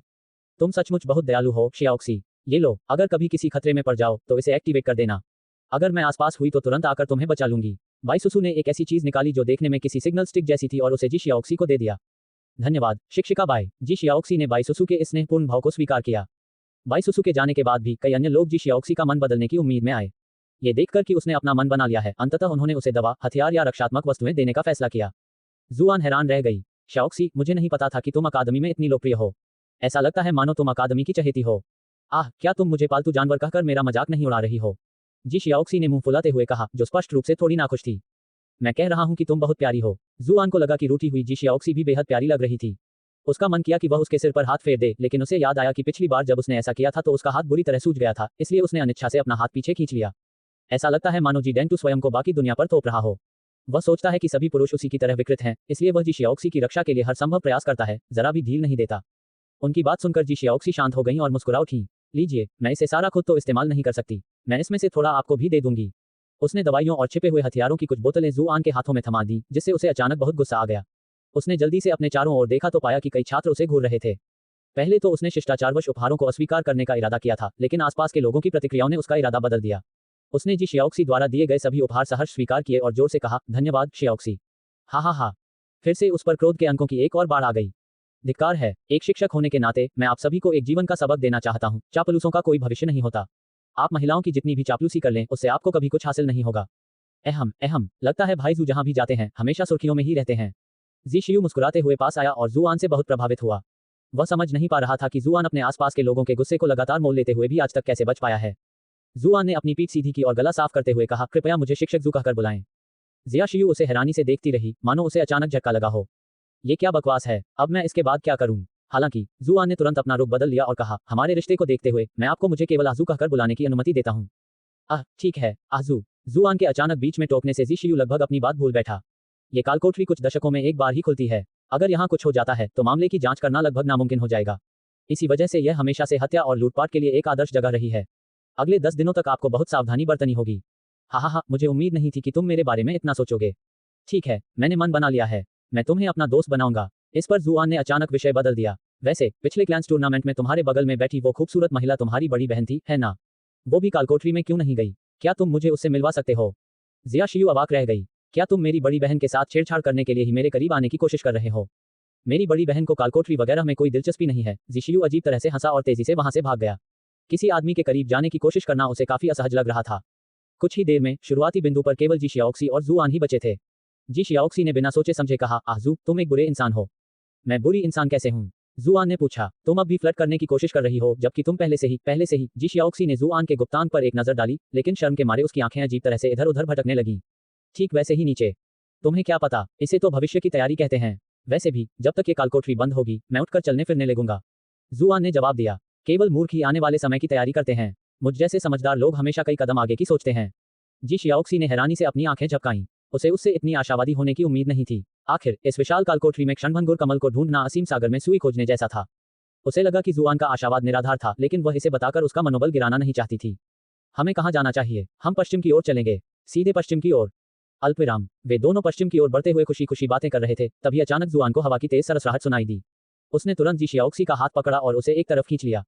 कई पीले कांटे उस जमीन में धंस गए थे जिस पर वे पहले खड़े थे। यदि वे पहले ही वहां से न हटते तो कांटे उनके शरीर में घुस जाते और उन्हें गंभीर रूप से घायल कर देते। क्या चल रहा है? जुआन ने देखा कि एक चूहा उनकी ओर दांत किटकिटा रहा है। दिखने में तो वह चूहे जैसा ही था, लेकिन आकार में वह इतना विशाल था कि एक जंगली सुअर के बराबर था। हालांकि इस समय सबसे अहम मुद्दा जुआन के हाथ में हो रहा असहनीय दर्द था। उसने झुंझलाहट भरी नजर से जी शियाओक्सी की ओर मुड़कर कहा, शियाओक्सी, इसका इलाज लाओ। अध्याय 138, झंडे मत फहराओ। जी शियाओक्सी अभी भी उस विशालकाय चूहे जैसे राक्षस को हैरानी से घूर रही थी, क्योंकि हिडन ड्रैगन माउंटेन में बार बार घूमने के बावजूद उसने उन्हें पहले कभी नहीं देखा था। जुआन की बातों से वो अपने विचारों से बाहर आ गई और झटपट अपने बैग से एक नीली गोली निकालकर उसे दे दी। जल्दी करो और इसे खा लो। इसे खाने के बाद तुम मेरे जहर से अप्रभावित हो जाओगे। ये शब्द सुनकर जुआन हैरान रह गई। क्या आप वाकई इसे मुझे देना चाहती हैं? क्या आपको डर नहीं है कि आपके शरीर पर मौजूद जहर के प्रति प्रतिरोधक क्षमता विकसित होने के बाद मैं कुछ करने की कोशिश कर सकती हूँ? जी शियाओक्सी का चेहरा लाल हो गया और उसने कहा, तुम बाकी मर्दों जैसे नहीं हो। वैसे भी हमें इस कालकोठरी में 10 दिन तक जीवित रहना है, इसलिए हमें एक दूसरे का खास ख्याल रखना होगा। अगर हर बार मुझे छूने पर तुम्हें जहर लग जाए तो बहुत परेशानी होगी। कहने की जरूरत नहीं। जुआन समझ गया कि तुम बाकी मर्दों जैसे नहीं हो कहने का उसका क्या मतलब था। उसे उम्मीद नहीं थी कि नपुंसक होना इतना फायदा पहुंचा सकता है। इसीलिए तो उसके पिछले जीवन में इतने सारे मर्दों ने औरतों से संपर्क करने के लिए समलैंगिक होने का नाटक किया था। असल में सिर्फ गैर धमकी भरा दिखने से ही कोई औरत का डर काफी हद तक कम कर सकता था। क्या तुम्हारे पिता ने तुम्हें ये गोली दी थी? जुआन ने पूछा। जी डेंटू ने उसकी रक्षा के लिए जिस हद तक प्रयास किए, उसे देखते हुए यह अकल्पनीय था कि वह इस तरह का कोई अपवाद भी तैयार करेगा। मैंने इसे खुद बनाया है, जी शियाओक्सी ने जवाब दिया। मैंने सालों से अपने पिता से काफी कुछ सीखा है, इसलिए मैंने इसे खुद बनाने की कोशिश की। जुआन ने सहमति में सिर हिलाया, लेकिन उसने तुरंत एक और समस्या पर ध्यान दिया। क्या ये गोली सुरक्षित है? क्या इसे खाने से कोई दुष्प्रभाव होते हैं? जी शियाओक्सी ने झट से हाथ हिलाते हुए कहा, अरे चिंता मत करो। मैंने कम हानिकारक गुणों वाली औषधीय जड़ी बूटियां चुनी हैं, इसलिए आपको दुष्प्रभावों से पीड़ित होने की चिंता करने की आवश्यकता नहीं है। जुआन ने आखिरकार अपनी चिंताओं को दरकिनार करते हुए गोली निगल ली। जैसा वादा किया गया था, उसके हाथ का सुन्न कर देने वाला दर्द तुरंत गायब हो गया। गोली के असर को परखने के लिए उसने जी शियाओक्सी के वस्त्र को छूने की कोशिश की और यह जानकर बेहद खुश हुआ कि जहर का उस पर कोई असर नहीं हो रहा था। उसने उसके बालों को छूने और उसके गालों को चुटकी काटने की भी कोशिश की, लेकिन सुन्न कर देने वाला दर्द कहीं भी महसूस नहीं हुआ। आजू, तुम मुझे चोट पहुंचा रही हो, जी शियाओक्सी ने चिढ़कर शिकायत करते हुए अपने पिचके हुए गालों को रगड़ा। जुआन ने उसकी शिकायत को अजीबोगरीब ढंग से हंसते हुए टाल दिया और कहा, तुम्हारी त्वचा अच्छी है। Zip zip zip zip zip. उस विशालकाय चूहे की चीख ने उनकी बातचीत में खलल डाला। उसे समझ नहीं आ रहा था कि वे दोनों उसकी मौजूदगी में इतने शांत कैसे रह सकते हैं और एक दूसरे से छेड़छाड़ भी कर सकते हैं। ऐसा लग रहा था मानो वे उसे अदृश्य समझ रहे हों। उसके उग्र विरोध ने जुआन और जी शियाओक्सी का ध्यान वापस वर्तमान की ओर आकर्षित कर दिया। शियाओक्सी, क्या तुम उस चूहे को पहचानती हो? मैंने इसे पहले कभी नहीं देखा, लेकिन इससे निकलने वाली आभा के आधार पर यह बहुत शक्तिशाली नहीं लगता। मेरे सही विचार। हालांकि चूहा उन दोनों की बातें समझ नहीं पा रहा था, फिर भी उसने उनकी आंखों में तिरस्कार महसूस किया। ये जानते हुए कि उसे नीचा दिखाया जा रहा है, वह क्रोधित हो उठा। जोर जोर से चीखते हुए वह उन दोनों की ओर झपटा, मानो अपने दांत उनके मांस में गड़ाने को तैयार हो। दुर्भाग्यवश जी शियाओक्सी और जुआन पहले से ही तीसरे दर्जे के साधक थे। चूहा जितनी तेजी से चल रहा था, फिर भी वे दोनों आसानी से उसके हमले से बच गए। ये दूसरे दर्जे का लगता है। चूहे की गति और ताकत के आधार पर जुआन ने उसके साधना स्तर का अनुमान लगाया। अगर बस इतना ही है तो यह उसके लिए कोई बड़ा खतरा नहीं होगा। हालांकि उन्हें सबसे ज्यादा चिंता उन कांटों की थी जिन्हें पहले जमीन में गाड़ दिया गया था। दूसरी ओर अपना हमला नाकाम होते देख चूहा अचानक सीधा खड़ा हो गया और मानो उसका आकार 1.5 गुना बढ़ गया हो। हालांकि गौर से देखने पर जुआन को एहसास हुआ कि उसका शरीर नहीं बढ़ा था, बल्कि उसके बाल सीधे खड़े हो गए थे, जिससे वह सामान्य से बड़ा दिख रहा था। सावधान रहो, जी शियाओक्सी ने अचानक कहा। चूहे के शरीर से अचानक 3 नुकीले कांटे निकलकर जुआन की ओर बढ़ गए। दूर से हमला, जुआन ने बड़ी आसानी से कांटों से बचते हुए कहा। अपनी वर्तमान गति से सनफ्लावर फैंटम का सहारा लिए बिना भी वह द्वितीय श्रेणी के साधक के हमलों का आसानी से सामना कर सकता था। उसने देखा कि चूहे के सिर के पीछे पीले रंग का एक गुच्छा था, जबकि उसके पूरे शरीर पर हल्के भूरे रंग के बाल थे। उस पर अभी अभी दागे गए कांटे पीले बालों के उसी गुच्छे से निकले प्रतीत हो रहे थे। अपने हमले को नाकाम देखकर चूहा और भी ज्यादा उत्तेजित हो गया, इसलिए उसने अपनी पीठ को मोड़ा और कुछ और कांटे बाहर फेंक दिए। पहले की तरह ही जुआन ने कांटों से खुद को बचाया, लेकिन साथ ही उसने अपनी तलवारबाजी की सटीकता परखने के लिए अपनी तलवार भी निकाल ली। तलवार के एक ही वार से उसने कुछ कांटों को सफलतापूर्वक मोड़ दिया। ये तो कुछ अजीब है। ये आदमी जी शियाओक्सी पर हमला क्यों नहीं कर रहा? क्या ये खूबसूरत लोगों के प्रति पक्षपातपूर्ण रवैया हो सकता है? वैसे मुझे नहीं लगता कि मैं उससे किसी भी तरह से कमतर हूं। चूहे ने लगातार कई बार कांटेदार नुकीले तीर चलाए, लेकिन एक भी निशाने पर नहीं लगा। उसे देर से एहसास हुआ कि वह हार चुका है, इसलिए वह तुरंत दुम दबाकर भाग गया। हालांकि जुआन ने आगे बढ़कर उसका रास्ता रोक दिया। अरे मत जाओ, मुझे अभी मजा आना बाकी है। क्रोधित चूहे ने तुरंत जुआन की ओर 3 और कांटे फेंके, लेकिन जुआन ने एक बार फिर आसानी से उन्हें चकमा दे दिया। उसने एक बार फिर भागने की कोशिश की, लेकिन हर बार रास्ता बंद हो गया। ठीक इसी तरह यही दृश्य कई बार दोहराया गया और अंत में चूहे के सिर के पीछे एक बड़ा सा गंजापन रह गया। आपने मॉन्स्ट्रस गोल्डन फर वाले चूहे को 6 बार सफलतापूर्वक ट्रोल किया है। जुआन को हंसी आ गई। तो ये बंदा भी गुस्सा दिलाने में कामयाब है, इसलिए न रुकने का एक और कारण मिल गया। इससे उत्साहित होकर उसने चूहे के साथ छेड़छाड़ जारी रखी और देखते ही देखते वह पूरी तरह से गंजा हो गया। तभी जुआन ने अंततः उसकी जान लेने का फैसला किया। आजू, क्या हम इसे जाने दे सकते हैं? ये कितना दयनीय है, जी शियाओक्सी ने विनती की। चूहे की आंखों में उमड़ते आंसुओं ने उसके मन में सहानुभूति जगा दी थी। ठीक है, जाहिर है जुआन ऐसे सरल अनुरोध को कभी अस्वीकार नहीं करता, खासकर जब वे प्यारे जी शियाओक्सी की ओर से आया हो। उसने हाथ हिलाकर चूहे को चले जाने का इशारा किया। राहत की सांस लेते हुए चूहा तुरंत जंगल की ओर भाग गया। ये दुनिया उतनी खतरनाक नहीं लगती जितनी मैंने सोची थी। जुआन थोड़ा चिंतित था, लेकिन चूहे के खिलाफ इस आसान जीत के बाद वह आत्मविश्वास से भरा हुआ था। क्या अकादमी जरूरत से ज्यादा सतर्क नहीं है? पुई पुई पुई, मैं ये क्या बकवास कर रही हूँ? इतने सारे ड्रामा सीरियल देखने के बाद तो मुझे पता होना चाहिए था कि इस तरह की बातें करना ठीक नहीं है। जी शियाओक्सी ने सिर हिलाते हुए कहा, हम शायद अभी कालकोठरी की बाहरी सीमा में हैं, जहां क्रूर जानवरों की साधना का स्तर आमतौर पर कम होता है। जैसे जैसे हम अंदर जाएंगे, हमें और भी खतरनाक दुश्मनों का सामना करना पड़ेगा। जुआन ने सिर हिलाकर जवाब दिया। फिलहाल वह शिकुन की हत्या की योजना को लेकर ज्यादा चिंतित था, क्योंकि उसे नहीं पता था कि उसे क्या उम्मीद की जाए। क्या वह स्वयं हत्या का प्रयास करेगा? ऐसा होने की संभावना कम है। उनके जैसे सत्ता में बैठे लोग अपने हाथ गंदे करने को तैयार नहीं होंगे, खासकर तब जब उनके पास ऐसे लोग हों जो उनके लिए गंदे काम करते हों। मैंने इसे गंदा काम क्यों कहा? तभी अचानक उसे अजीब सी सरसराहट की आवाजें सुनाई दी। उसने तुरंत अपने साथी की ओर मुड़कर पूछा, शियाओक्सी, क्या तुमने कुछ सुना? अरे, मुझे तो कुछ सुनाई ही नहीं दिया। जी शियाओक्सी असमंजस में थी। ओह, जुआन ने सिर हिलाया और फिर अपने विचारों में खो गया। इस बार भी स्नो कालकोठरी में दाखिल हुई। अगर शिकुन खुद कोई कदम उठाने को तैयार नहीं है, तो मुमकिन है कि स्नो ही ये घिनौना काम करे। लेकिन पिछली लड़ाई के बाद प्रसव पीड़ा से वो पहले ही सदमे में होगी। ऐसे में उसका अकेले ये काम करना नामुमकिन है। सरसराहट, तारांकन। फिर वही शोर हुआ और इस बार जी शियाओक्सी ने भी उसे सुना। दोनों ने सतर्कता से पीछे मुड़कर देखा और उनके चेहरे डर से कांप उठे। उन्होंने खुद को कई विशालकाय सुनहरे बालों वाले चूहों के सामने पाया।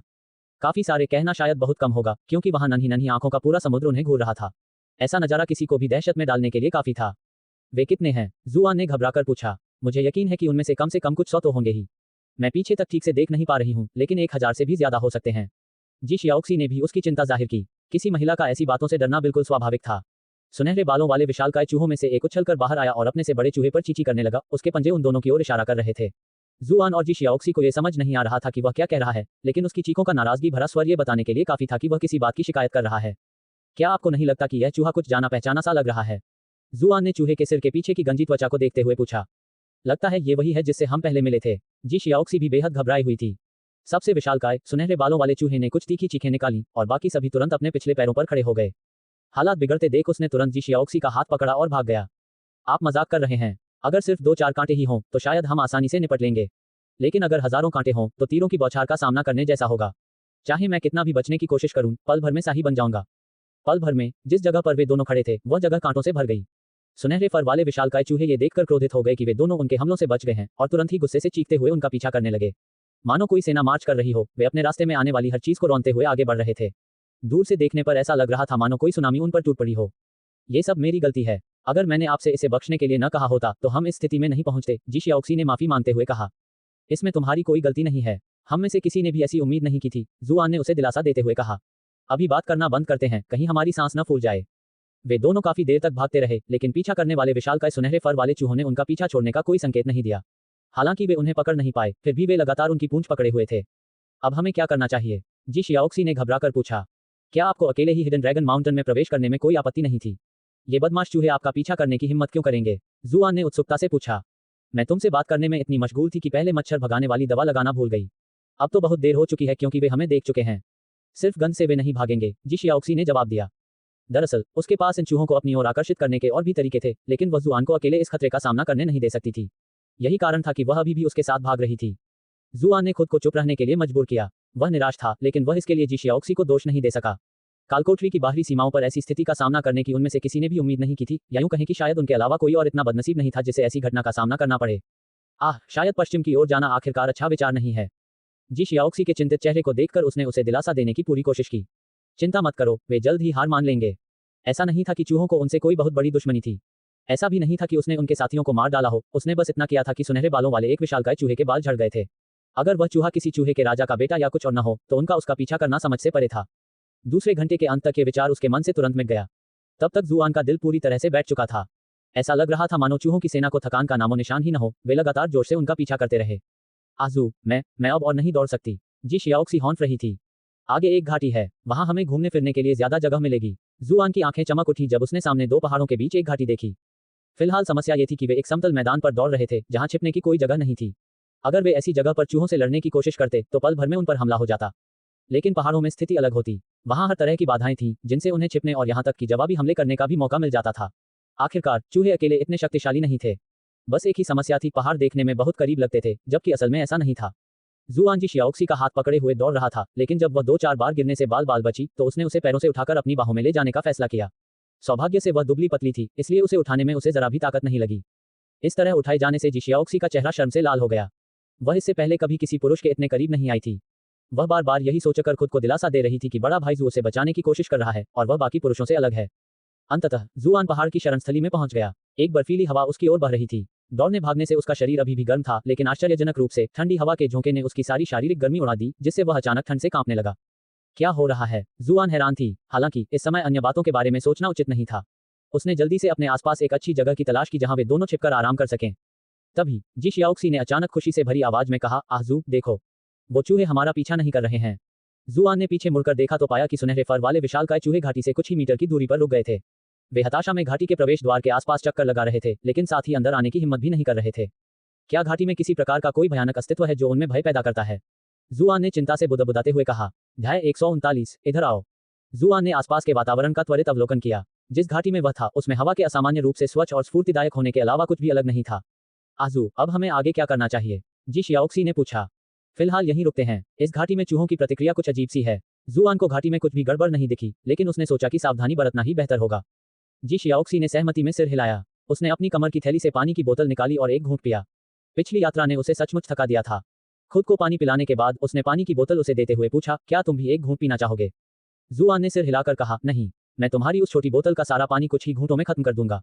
तुम्हें इसे अपने लिए बचा लेना चाहिए। चिंता मत करो, ये वास्तव में एक कलाकृति है जिसे मेरे पिता ने एक रूने मास्टर से मेरे लिए बनवाया था। दिखने में छोटी होने के बावजूद इसमें बहुत सारा पानी समा सकता है। हम दोनों के लिए ये काफी है। एक संग्रहणीय वस्तु। जुआन प्रभावित हुई। उसने बोतल उठाई और उसकी जांच की, लेकिन उसे कुछ भी असामान्य नहीं दिखा। हालांकि जैसे ही उसने बोतल का पानी पिया, उसे एहसास हुआ कि उसमें मौजूद पानी की मात्रा लगभग असीमित है। जी शियाओक्सी ने गौर किया कि जुआन पीते समय बोतल के किनारे को अपने होठों से दबा रहा था और ये देखकर उसका चेहरा लाल हो गया। उसने सोचा था कि वह पानी सीधे अपने मुंह में डालेगा। क्या ये कोई अप्रत्यक्ष संकेत नहीं है? फिर भी उसने जल्दी से खुद को शांत किया और कहा, यह वास्तव में कोई भंडारण उपकरण नहीं है। इसका उपयोग केवल पानी संग्रहित करने के लिए किया जा सकता है। तो ये स्टोरेज रिंग का एक कमतर संस्करण है। जुआन ने सहमति में सिर हिलाया। क्या स्टोरेज आर्टिफैक्ट सिर्फ कहानियों में ही मौजूद होते हैं?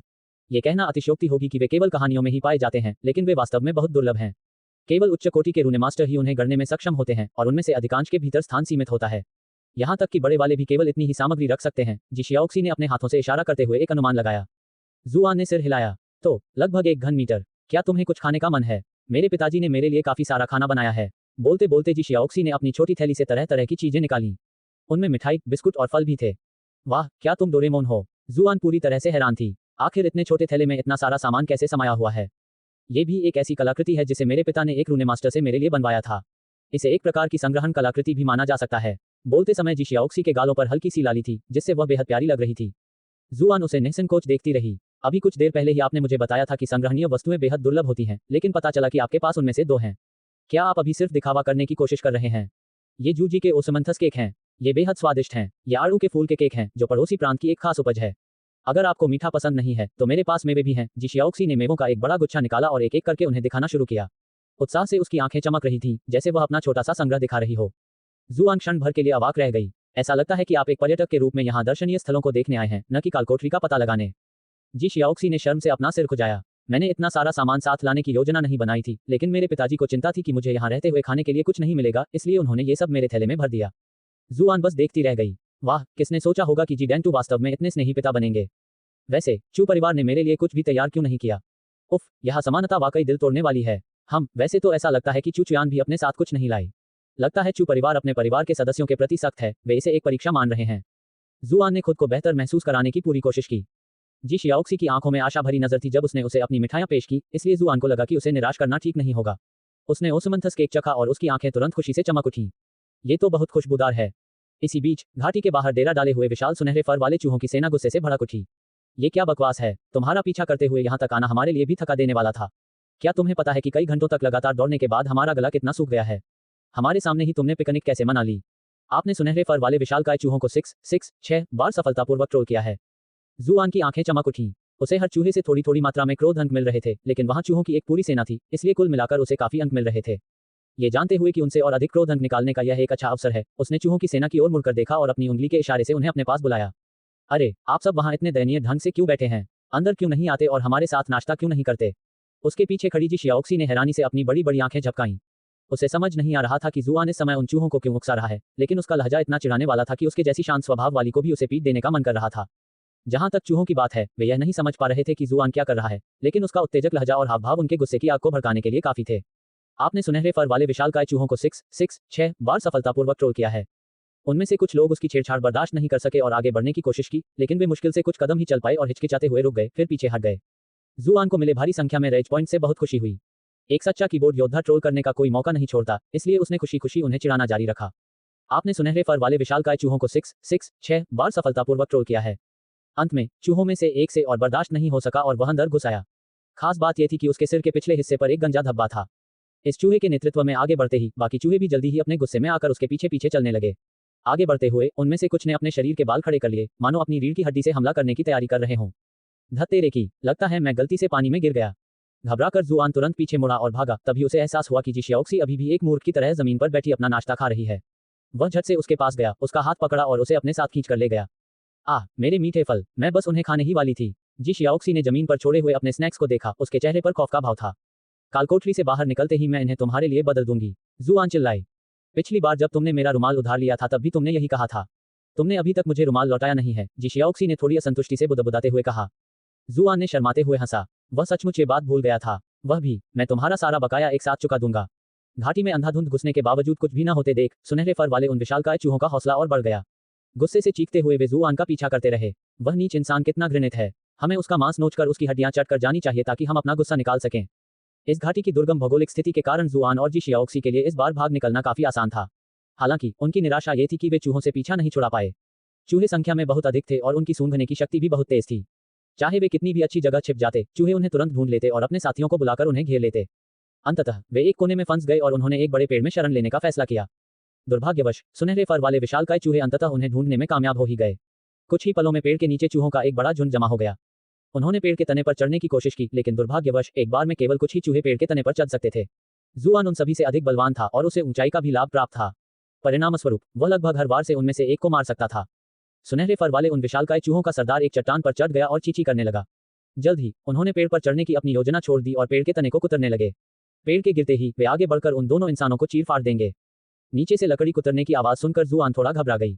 शाओक्सी, क्या तुम्हारे पास कोई ऐसा जहर है जिससे ये सब बेहोश हो जाएं? औषधि और विष एक ही सिक्के के दो पहलू थे। चिकित्सा में उनकी दक्षता को देखते हुए यह संभव था कि वे विषों के प्रयोग में भी काफी निपुण हों। मेरे पास कुछ ऐसा है, जी शियाओक्सी ने हिचकिचाते हुए जवाब दिया। जुआन उसे हैरानी से देखती रही। वह तो बस हताशा में पूछ रहा था और उसे इससे कुछ खास उम्मीद नहीं थी, लेकिन किसे पता था कि उसके पास सच में ऐसी कोई चीज है। अगर ऐसा है तो तुमने इसे पहले इस्तेमाल क्यों नहीं किया? हमें ऐसी मुश्किल स्थिति में पड़ना ही नहीं पड़ता। मानो उसके मन में उठ रहे सवालों को भांपते हुए जी शियाओक्सी ने विनम्रता से समझाया, मुझे नहीं लगता कि उन्होंने ऐसा कुछ किया था जो इस तरह की कार्रवाई को जायज ठहरा सके। सच कहें तो हम ही थे जिन्होंने उनके शांतिपूर्ण जीवन में दखल दिया था। उन्हें जहर देकर मार डालना गलत लगता है। जुआन अवाक रह गई। वह सचमुच बहुत दयालु है। मुझे सच में समझ नहीं आता कि इतने दयालु हृदय के बावजूद वह इस खतरनाक दुनिया में आज तक कैसे जीवित रह पाई है। अगर पेड़ गिर जाए और वे हमें खा जाएं तो क्या होगा? जुआन ने पूछा। जी शियाओक्सी ने जवाब देने से पहले थोड़ा हिचकिचाते हुए कहा, मुझे नहीं पता। वे शायद पल भर में पीछे हट जाएं। अगर सच में ऐसी नौबत आई तो मैं उन्हें जहर दे दूंगी। जुआन जी शियाओक्सी के स्वभाव को अच्छी तरह जानता था और वह उसे अपनी अंतरात्मा के विरुद्ध कुछ भी करने के लिए मजबूर करने को तैयार नहीं था। सच तो यह है कि हालात अभी इतने गंभीर नहीं थे। पेड़ गिरते ही वह ग्रैंड गेल का इस्तेमाल करके भाग सकता था। कम से कम वे चूहों के घेरे से तो निकल ही सकते थे। जहां तक इस बात का सवाल है कि वे सचमुच चूहों से बच पाएंगे या नहीं, ये वह भाग्य की मर्जी पर छोड़ देगा। उन दोनों ने इस बात पर ध्यान नहीं दिया कि जब उसने मारे गए विशालकाय सुनहरे फर वाले चूहों के शव जमीन पर गिरे तो उनका खून असामान्य रूप से तेज गति से जमीन में रिस गया। कहीं भी खून के पोखर दिखाई नहीं दे रहे थे। कुछ ही देर बाद सुनहरे फर वाले उन विशालकाय चूहों में से एक पेड़ के तने को कुतर रहा था कि अचानक वह दर्द से चीख उठा।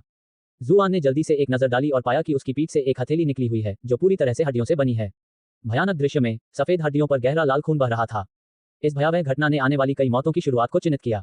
घाटी में दर्द भरी चीखें गूंजने लगी क्योंकि अन्य विशालकाय सुनहरे फर वाले चूहे भी उसी भाग्य का शिकार हो गए। हड्डियों से ग्रसित सफेद ताड़ के पत्तों से छेद दिए गए। ये सब चीजें कहां से आईं? जुआन दंग रह गया। उसे ऐसा लगा जैसे उसकी आंखों के सामने कोई डरावनी फिल्म चल रही हो। बड़े भाई जू, मुझे डर लग रहा है। जी शियाओक्सी अनजाने में जुआन की पीठ के पीछे छिप गई और उसकी आस्तीन को कसकर पकड़ लिया। शियाओक्सी, डरो मत, मैं तुम्हारी पूरी सुरक्षा सुनिश्चित करूंगी, जुआन ने उसे आश्वस्त किया। वह भी अप्रत्याशित घटनाओं से बेहद विचलित हो गया था, लेकिन किसी जरूरतमंद महिला की मौजूदगी से पुरुष का हौसला बढ़ जाता था। वह शियाओक्सी के सामने कायरता नहीं दिखा सकता था। उन्होंने स्थिति का सावधानीपूर्वक विश्लेषण किया और जल्द ही पता लगा लिया कि क्या हो रहा है। ये हड्डियों से बने ताड़ के पेड़ कहीं से अचानक प्रकट नहीं हुए थे, ये जमीन से उग रहे थे। ये केवल पेड़ों के आसपास के क्षेत्र तक ही सीमित नहीं थे। जहां तक उसकी नजर जा रही थी, ताड़ के पेड़ उठकर विशाल सुनहरे फर वाले चूहों पर हमला कर रहे थे और जमीन ढीली होती जा रही थी। आखिर वे कितने हैं? जुआन ने घबराकर पूछा। सुनहरे फर वाले विशालकाय चूहों में दहशत फैल गई। इतने भयानक हमले के बाद भला वे पेड़ के तने को कुतरने की हिम्मत कैसे कर सकते थे? वे तुरंत अपनी जान बचाने के लिए भागे, लेकिन उनकी अफसोस की बात यह थी कि उनका प्रयास व्यर्थ था। जमीन से सफेद हाथ उठे और उनके पैर पकड़ लिए। चूहे हताशा में चीखने लगे, लेकिन इन हाथों की हड्डियां देखने में इतनी नाजुक लग रही थीं कि किसी भी क्षण टूट सकती थी। फिर भी उनमें एक ऐसी भयानक ताकत थी जिससे उनमें से कोई भी बाहर नहीं निकल सका। जल्द ही जमीन से कंकाल उभरने लगे। वे पूरी तरह से हड्डियां नहीं थे, उनमें से अधिकांश अभी भी आधे मांस से ढके हुए थे और कुछ ने तो कपड़ों के निशान भी पहने हुए थे। हालांकि लंबे समय तक दफन रहने के कारण ये कपड़े ज्यादातर सड़ चुके थे। उन्हें ज़ॉम्बी कहना शायद ज्यादा सटीक होगा। ज़ॉम्बीज ने उन विशालकाय सुनहरे बालों वाले चूहों को अपने हाथों में उठाया, उन्हें अपने मुंह तक ले गए और उन्हें चबाने लगे। खून की तेज बौछारें हवा में उड़ने लगीं। घाटी में जल्द ही दो आवाजें गूंजने लगी, उन विशालकाय सुनहरे बालों वाले चूहों की दर्द भरी चीखें और मांस के फटने की आवाज। ऐसा लग रहा था मानो दुनिया पर नरक उतर आया हो। अध्याय 140 पर्वतीय घाटी में नरक। यहाँ तक कि विशालकाय सुनहरे फर वाले चूहों में सबसे बड़ा चूहा राजा भी घबरा गया। उसने पास के एक ज़ोंबी को जमीन पर पटक दिया, जिससे ज़ोंबी को वह चूहा छोड़ना पड़ा जिसे वह चबा रहा था। बिना किसी झिझक के चूहे के राजा ने जोरदार चटकने की आवाज के साथ ज़ोंबी के हड्डीदार हाथ को काट लिया। कुछ ही पलों में ज़ोंबी की कई उंगलियां कट गईं। ज़ोंबी ने अपने पैरों पर खड़े होने की कोशिश की, लेकिन वह चूहे के राजा के वजन के नीचे दब गया और खुद को मुक्त करने के उसके प्रयास व्यर्थ साबित हुए। जिप जिप जिप, चूहों के राजा ने ज़ोंबी पर गुस्से से चीख मारी, या तो जीत की खुशी में या अपने मृत साथियों का बदला लेने के लिए। उसकी चीखों के जवाब में उसके सिर पर एक जोरदार थप्पड़ पड़ा। तारांकन धड़ाम। तारांकन। एक अन्य ज़ोंबी ने लकड़ी का बल्ला पकड़ा हुआ था और उसे घुमाया, जिससे सुनहरे फर वाले विशालकाय चूहे का राजा कई मीटर दूर जा गिरा और अंत में जमीन पर जा गिरा। जिप। क्रोधित चूहे के राजा ने अपनी पीठ झुकाई और अपने सिर के पीछे मौजूद सुनहरे फर को सीधे ज़ोंबी की ओर निशाना बनाया। हे भगवान! जुआन चौंक गई। चूहों का राजा अपने साथियों से कहीं ज्यादा ताकतवर था, उसके कांटे 1 मीटर लंबे थे और हर एक कांटा सुनहरी चमक से दमक रहा था। वे बिल्कुल भाले जैसे दिख रहे थे। चुप रहो, चुप रहो, चुप रहो। तारांकन। कांटे इतनी तेजी से निकले कि एक धीमा ज़ॉम्बी भी उनसे बच नहीं पाया। चूहे के राजा को सीधे कांटों से चोट लगी और उनके जबरदस्त प्रभाव से वह एक चट्टान की दीवार से चिपक गया। Zip zip. सुनहरे बालों वाले उस विशालकाय चूहे के राजा ने खुशी से चीख मारी। उसने अपने सिर पर पहले हुए हमले का बदला ले लिया था। अत्यंत आश्चर्यचकित होकर जी शियाओक्सी ने कहा, अगर वे कांटे हमें लग गए तो हम अपनी जान भी गंवा सकते हैं। जुआन ने सहमति में सिर हिलाया। वह इस दुनिया में खूंखार जानवरों की शक्ति के स्तर के बारे में ज्यादा परिचित नहीं था, लेकिन सुनहरे बालों वाला विशालकाय चूहा राजा तीसरे दर्जे के शिखर पर या शायद चौथे दर्जे के शुरुआती चरण में प्रतीत होता था। उसे इस बात का भरोसा नहीं था कि वह अपनी चालों का सहारा लिए बिना सीधे युद्ध में चूहे के राजा को हरा पाएगा। ये क्या है? जी शियाओक्सी ने हैरानी से कहा। उसकी आवाज कांप रही थी जब उसने इशारा किया। जुआन ने तुरंत उस ओर देखा जिसकी ओर वह इशारा कर रही थी और पाया कि चट्टान से चिपका हुआ ज़ॉम्बी हिलने लगा था। उसने अपना सिर नीचे करके अपनी छाती पर नजर डाली, जिससे उसकी आंखें थोड़ी बाहर निकल आईं। ये लगभग भय की साक्षात अभिव्यक्ति लग रही थी। फिर उसने अपना हाथ उठाया और अपने शरीर से कांटे निकालने लगा। खून का कोई छींटा नहीं पड़ा, केवल एक रहस्यमय गाढ़ा तरल पदार्थ छेद से रिसने लगा। जुआन के होंठ फड़कने लगे। ये सौभाग्य की बात थी कि उसने पहले ज्यादा नहीं खाया था, वरना शायद वह ये दृश्य देखकर उल्टी कर देता। जी शियाओक्सी की बात करें तो उसने काफी देर पहले ही अपना चेहरा दूसरी तरफ मोड़ लिया था, वह अब और देखना नहीं चाहती थी। ज़ोंबी ने अपने शरीर में चुभे सभी कांटों को निकाल दिया और फिर से सुनहरे फर वाले विशालकाय चूहे के राजा की ओर दौड़ पड़ा। उसके हाथ में अभी भी बल्ला था। जिप। चूहे के राजा के शरीर पर बाल खड़े हो गए, आक्रामकता से नहीं बल्कि डर से। उसने अपना सबसे शक्तिशाली वार कर दिया था, लेकिन सीधे वार के बावजूद उसका दुश्मन पूरी तरह से सुरक्षित लग रहा था। भला वह ऐसे प्रतिद्वंद्वी से कैसे लड़ सकता था? अपनी जान के डर से वह दुम दबाकर भाग गया। एक राजा होने के नाते उसे अपनी प्रजा की रक्षा करना अनिवार्य लगा होगा, लेकिन उसने महसूस किया कि वर्तमान परिस्थितियां इतनी विकट थीं कि यदि वह अपनी जान बचाकर भाग निकले तो यह उसके लिए वरदान साबित होगा। ऊपर से ये दृश्य देखते हुए जुआन का चेहरा सिकुड़ गया। ज़ॉम्बीज़ की रक्षात्मक क्षमता ने उसे चौंका दिया था। उसने सोचा भी नहीं था कि इतने जोरदार हमले के बाद भी उन पर कोई असर नहीं पड़ेगा। वह समझ ही नहीं पा रहा था कि उनमें से एक को मारने के लिए कितनी ताकत की जरूरत होगी। शियाओक्सी, क्या इस कालकोठरी में ज़ॉम्बीज़ के बारे में कोई रिकॉर्ड है? जुआन ने पूछा। जी शियाओक्सी ने सिर हिलाकर जवाब दिया, मैंने उर्साई कालकोठरी में ज़ॉम्बीज़ के बारे में पहले कभी कुछ पढ़ा या सुना नहीं है। अकादमी के अभिलेखागार में भी इस बारे में कुछ नहीं है और मेरे पिता ने भी मुझे इसके बारे में पहले कभी नहीं बताया। जुआन थोड़ा घबरा गया। उसे याद आया कि कालकोठरी अपने अनुमानित समय से पहले खुल गई थी और जियांग लुओफू ने उसे याद दिलाया था कि इस बार भी कालकोठरी में कुछ गड़बड़ है। क्या मेरे यहाँ होने मात्र से ही कुछ हो रहा है? ये क्या बकवास है? क्या इस तरह का विशेष व्यवहार केवल कहानियों के नायकों को ही नहीं मिलता? उसके मन का एक हिस्सा आपस में बहस कर रहा था, वहीं जुआन का दूसरा हिस्सा स्थिति को समझने की कोशिश में लगा हुआ था। क्या इस दुनिया में प्रकाश तत्व से जुड़े कोई मंत्र हैं? हम ऐसे राक्षसों को कैसे मारेंगे? प्रकाश तत्व के मंत्र? जी शियाओक्सी ने भौहें चढ़ाते हुए कहा। मुझे मंत्रों के बारे में ज्यादा जानकारी नहीं है, लेकिन पहले कुछ साधक प्रकाश तत्व को जागृत कर चुके हैं, हालांकि वे बेहद दुर्लभ हैं। मुझे नहीं लगता कि ब्राइटन मून शहर में कोई प्रकाश तत्व का साधक है। जहां तक ज़ॉम्बी से निपटने की बात है, उससे संबंधित कुछ रिकॉर्ड मौजूद हैं। ऐसा लगता है कि उनका सिर काटने के बाद वे हिलना बंद कर देते हैं। इसके अलावा ऐसी अफवाहें हैं कि वे अग्नि तत्व के साधकों के प्रति संवेदनशील होते हैं। अग्नि तत्व? जुआन ने भौहें चढ़ाईं। क्या साधारण आग उनके खिलाफ कारगर साबित होगी? लेकिन फिर भी इस हवादार पहाड़ी घाटी में आग जलाना लगभग असंभव लगता है। उसने अपने सीखे हुए सभी कौशलों को तेजी से दोहराया, लेकिन उनमें से कोई भी इन ज़ॉम्बियों के खिलाफ ज्यादा काम का नहीं लग रहा था। यहाँ तक कि उसकी सबसे पसंदीदा बिक्सी स्वॉर्ड प्ले भी इन ज़ॉम्बियों के खिलाफ ज्यादा कारगर नहीं लग रही थी, क्योंकि उनकी रक्षा क्षमता अविश्वसनीय रूप से उच्च थी। वह कल्पना कर सकता था कि उसकी तलवार किसी ज़ॉम्बी की गर्दन पर वार करेगी, लेकिन उसकी सख्त त्वचा से टकराकर वापस उछल जाएगी। अंत में उन विशालकाय सुनहरे बालों वाले चूहों में से केवल 1/3 ही बच पाए। उनमें से अधिकांश को एक ज़ॉम्बी ने पकड़ लिया और सैंडविच की तरह चबा डाला। दुर्भाग्यवश वे जमीन पर रहने वाले जीव थे और संयोगवश बड़ी संख्या में ज़ॉम्बी जमीन के नीचे छिपे हुए थे। दरअसल उनमें से 1/3 के बच निकलने का एकमात्र कारण यह था कि शुरुआत में बहुत कम ज़ॉम्बी जागृत हुए थे। हालांकि जैसे ही घाटी में खून की गंध फैलने लगी, शिकार की तलाश में अधिक से अधिक जर्जर ज़ॉम्बी जमीन से बाहर निकलने लगे। क्या आपके पास हमारी गंध मिटाने वाली कोई दवा है? जल्दी करो और उन्हें हमारे चारों ओर बिखेर दो, नहीं तो बहुत देर हो जाएगी। जुआन ने चिंता से कहा। ऐसा लग रहा था मानो वे खतरे में और भी गहरे डूबते जा रहे हों। पहले तो उन्हें सिर्फ अपने नीचे छिपे हुए भयानक सुनहरे फर वाले चूहों का सामना करना पड़ रहा था, लेकिन अब उनकी जगह इन ताकतवर ज़ॉम्बीज़ ने ले ली थी। उनके बचने का कोई रास्ता नहीं था, चाहे वे कितना भी भागना चाहें। इस समय उनकी एकमात्र उम्मीद यही थी कि वे पकड़े न जाएं। हाँ, जी शियाओक्सी ने अपने थैले से दवा की एक बोतल निकाली और उनके चारों ओर छिड़कना शुरू कर दिया। जुआन ने आखिरकार राहत की सांस ली। इन्हें वापस जमीन में समा जाने में कितना समय लगेगा? अपने नीचे मंडरा रहे ज़ॉम्बीज़ को देखते हुए जुआन का दिल भारी होता जा रहा था। फिल्मों के अनुसार ज़ॉम्बी आमतौर पर सीधी धूप से दूर रहते हैं। फिलहाल दिन का समय था, लेकिन घाटी के चारों ओर मौजूद पहाड़ों ने प्राकृतिक धूप को रोक रखा था, जिसके कारण घाटी में अपेक्षाकृत कम छाया थी। स्थिति और भी खराब इसलिए थी क्योंकि सूरज डूबता हुआ प्रतीत हो रहा था। क्या ये लाशें पूरी रात भटकती रहेंगी? जुआन सोचने लगा कि ये कालकोठरियां कैसे बनी। यहाँ दिन और रात का नियम लागू होता था और दिन में भी आकाश में सूर्य दिखाई देता था। वह सोच रहा था कि क्या रात होने पर चांद निकलेगा। इस बीच ज़ॉम्बी अपने शिकार पर जमकर दावत उड़ा रहे थे। हालांकि इन ज़ॉम्बी के लिए मांस और खून सबसे स्वादिष्ट व्यंजन प्रतीत होते थे, लेकिन वहां मौजूद मनुष्यों के बारे में ऐसा नहीं कहा जा सकता था। जैसे जैसे खून की दुर्गंध से हवा घनी और भारी होती गई, जुआन को अपने पेट में मरोड़ महसूस होने लगी, लेकिन उसने जबरदस्ती अपना दोपहर का भोजन निगल लिया। दूसरी ओर जी शियाओक्सी इतनी भाग्यशाली नहीं थी। वह न केवल स्वभाव से ही ऐसी चीजों से डरती थी, बल्कि उसने पहले ही बहुत कुछ खा लिया था। खून की तेज दुर्गंध और चारों ओर विशालकाय सुनहरे फर वाले चूहों को खाते हुए ज़ॉम्बीज़ का दृश्य देखकर उसका पेट खराब हो गया। अंततः वह हार मान गई और उल्टी करने लगी। मुझे लगता है कि सबसे प्यारी परियां भी स्ट्रॉबेरी और इंद्रधनुष नहीं उगलती। धत्तेरे की, जुआन का दिल जोर से धड़कने लगा, क्योंकि कुछ और भी बुरा हो रहा था। जी शियाओक्सी की उल्टी से हुई मामूली हलचल ने दावत में मशगूल ज़ॉम्बीज़ का ध्यान अपनी ओर खींच लिया। उनमें से ज्यादातर की आंखें नहीं थीं, लेकिन जुआन को पूरा यकीन था कि वे उन्हें घूर रहे थे। जो लोग पहले अपने लिए एक विशालकाय सुनहरे फर वाले चूहे को हासिल करने में असफल रहे थे, उनमें से कुछ लड़खड़ाते हुए पेड़ की ओर बढ़ने लगे। जुआन डर से कांप उठा। चूहों द्वारा कुतरने के कारण पेड़ बेहद अस्थिर हो गया था और उसे गिराने में ज्यादा समय नहीं लगता। ज़ॉम्बीज़ के चंगुल में फंसे उन चूहों की दयनीय हालत के बारे में सोचकर ही उसकी रीढ़ की हड्डी में सिहरन दौड़ गई। उसने झट से जी शियाओक्सी की ओर मुड़कर उससे पूछा, तुम्हें ज़ॉम्बीज़ के खिलाफ अपने जहर का इस्तेमाल करने में कोई झिझक नहीं होनी चाहिए, है ना? मेरा जहर सिर्फ जीवित प्राणियों पर असर करता है, मरे हुए लोग जहर से नहीं डरते। जी शियाओक्सी ने पीला चेहरा करके जवाब दिया। मुझे माफ कर दीजिए, ये सब मेरी गलती है। यदि उसकी पहले की लालच न होती, तो वह इन ज़ॉम्बी को अपनी ओर आकर्षित न करती। अभी इस बारे में बात करने का कोई फायदा नहीं है, जुआन ने कहा। मैं उन्हें बहला फुसलाकर यहाँ से ले जाऊंगी। ध्यान रखना कि तुम जरा भी आवाज न करो। जी शियाओक्सी घबरा गई। तुम नहीं जा सकते, हमें साथ चलना चाहिए। जुआन ने सिर हिलाते हुए कहा, मेरे पास ऐसी फुर्ती है जिससे मैं इन धीमे चलने वाले ज़ॉम्बियों के बीच से निकल सकता हूँ। अगर हम साथ गए तो हम दोनों के मरने की संभावना है। वैसे भी अगर मैं ज़ॉम्बियों को दूर भगा दूं, तो तुम बाकी लोगों को बुलाकर मुझे बचा सकते हो। बड़े भाई आजू, जी शियाओक्सी की आंखें लाल हो गईं। वह जानती थी कि उसके साथ रहकर वह उसके लिए मुश्किलें और बढ़ाएगी, लेकिन मानवीय भावनाएं हमेशा तर्क का पालन नहीं करती। वह इस भावना को झुठला नहीं पा रही थी कि उसी ने जुआन को इतनी खतरनाक स्थिति में डाल दिया था। जी शियाओक्सी के चेहरे पर उदासी देखकर जुआन ने तुरंत कहा, तुम्हें कोई मूर्खतापूर्ण काम नहीं करना चाहिए, वरना मेरी सारी मेहनत व्यर्थ हो जाएगी। ठीक है, लेकिन बड़े भाई आजू, आपको मुझसे वादा करना होगा कि आप जीवित रहेंगे। बोलते समय जी शियाओक्सी की आंखों में आंसू भर आए थे। अगर मैं इस कठिन परीक्षा से बच गया तो क्या तुम मुझसे सगाई करके मेरा एहसान चुकाने की योजना बना रही हो? जुआन ने नीचे की स्थिति का जायजा लेते हुए उसे चिढ़ाया। जी शियाओक्सी का चेहरा लाल हो गया। लेकिन आपकी तो पहले से ही पत्नी है। हा, मेरी पत्नी को मेरे दूसरी महिलाओं के साथ संबंध रखने से कोई आपत्ति नहीं है। ठीक है, मैं चलता हूँ। मुस्कुराते हुए जुआन ने नीचे की ओर छलांग लगाई, उस खुले स्थान की ओर जिसे उसने देखा था। उसके अचानक हिलने डुलने से ज़ॉम्बी घबरा गए। उनमें से अधिकतर तुरंत उसकी ओर मुड़ गए, लेकिन कुछ ज़ॉम्बी अभी भी उस पेड़ की चोटी की ओर देख रहे थे जहां जी शियाओक्सी थी। तो जुआन ने जोर से ताली बजाई और उनका ध्यान आकर्षित करने के लिए चिल्लाया, अरे हड्डियों के राक्षसों, हिम्मत है तो मुझे पकड़कर दिखाओ। अगर पकड़ लिया तो अपनी हड्डियां मुझ में जहां चाहो वहां घुसा सकते हो। शायद इसलिए कि ज़ॉम्बीज़ उसकी बातें समझ गए थे, या शायद इसलिए कि वह जरूरत से ज्यादा शोर मचा रहा था, लेकिन सभी ज़ॉम्बीज़ तुरंत उसकी दिशा में मुड़ गए और उसकी ओर दौड़ पड़े।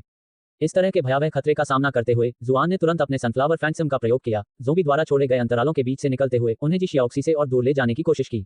दुर्भाग्यवश वहां ज़ॉम्बीज़ की संख्या बहुत ज्यादा थी और उन सभी से बचना आसान नहीं था, भले ही उसके पास चलने फिरने की जबरदस्त क्षमता थी। बिना किसी चेतावनी के जैसे ही उसका पैर जमीन पर पड़ा, एक काली परछाई उसके सिर पर आ गिरी, ठीक उसी क्षण जब वह अपनी अगली चाल के लिए जरूरी गति जुटा रहा था। वीडियोस बनाने हैं, फिल्मोरा है ना,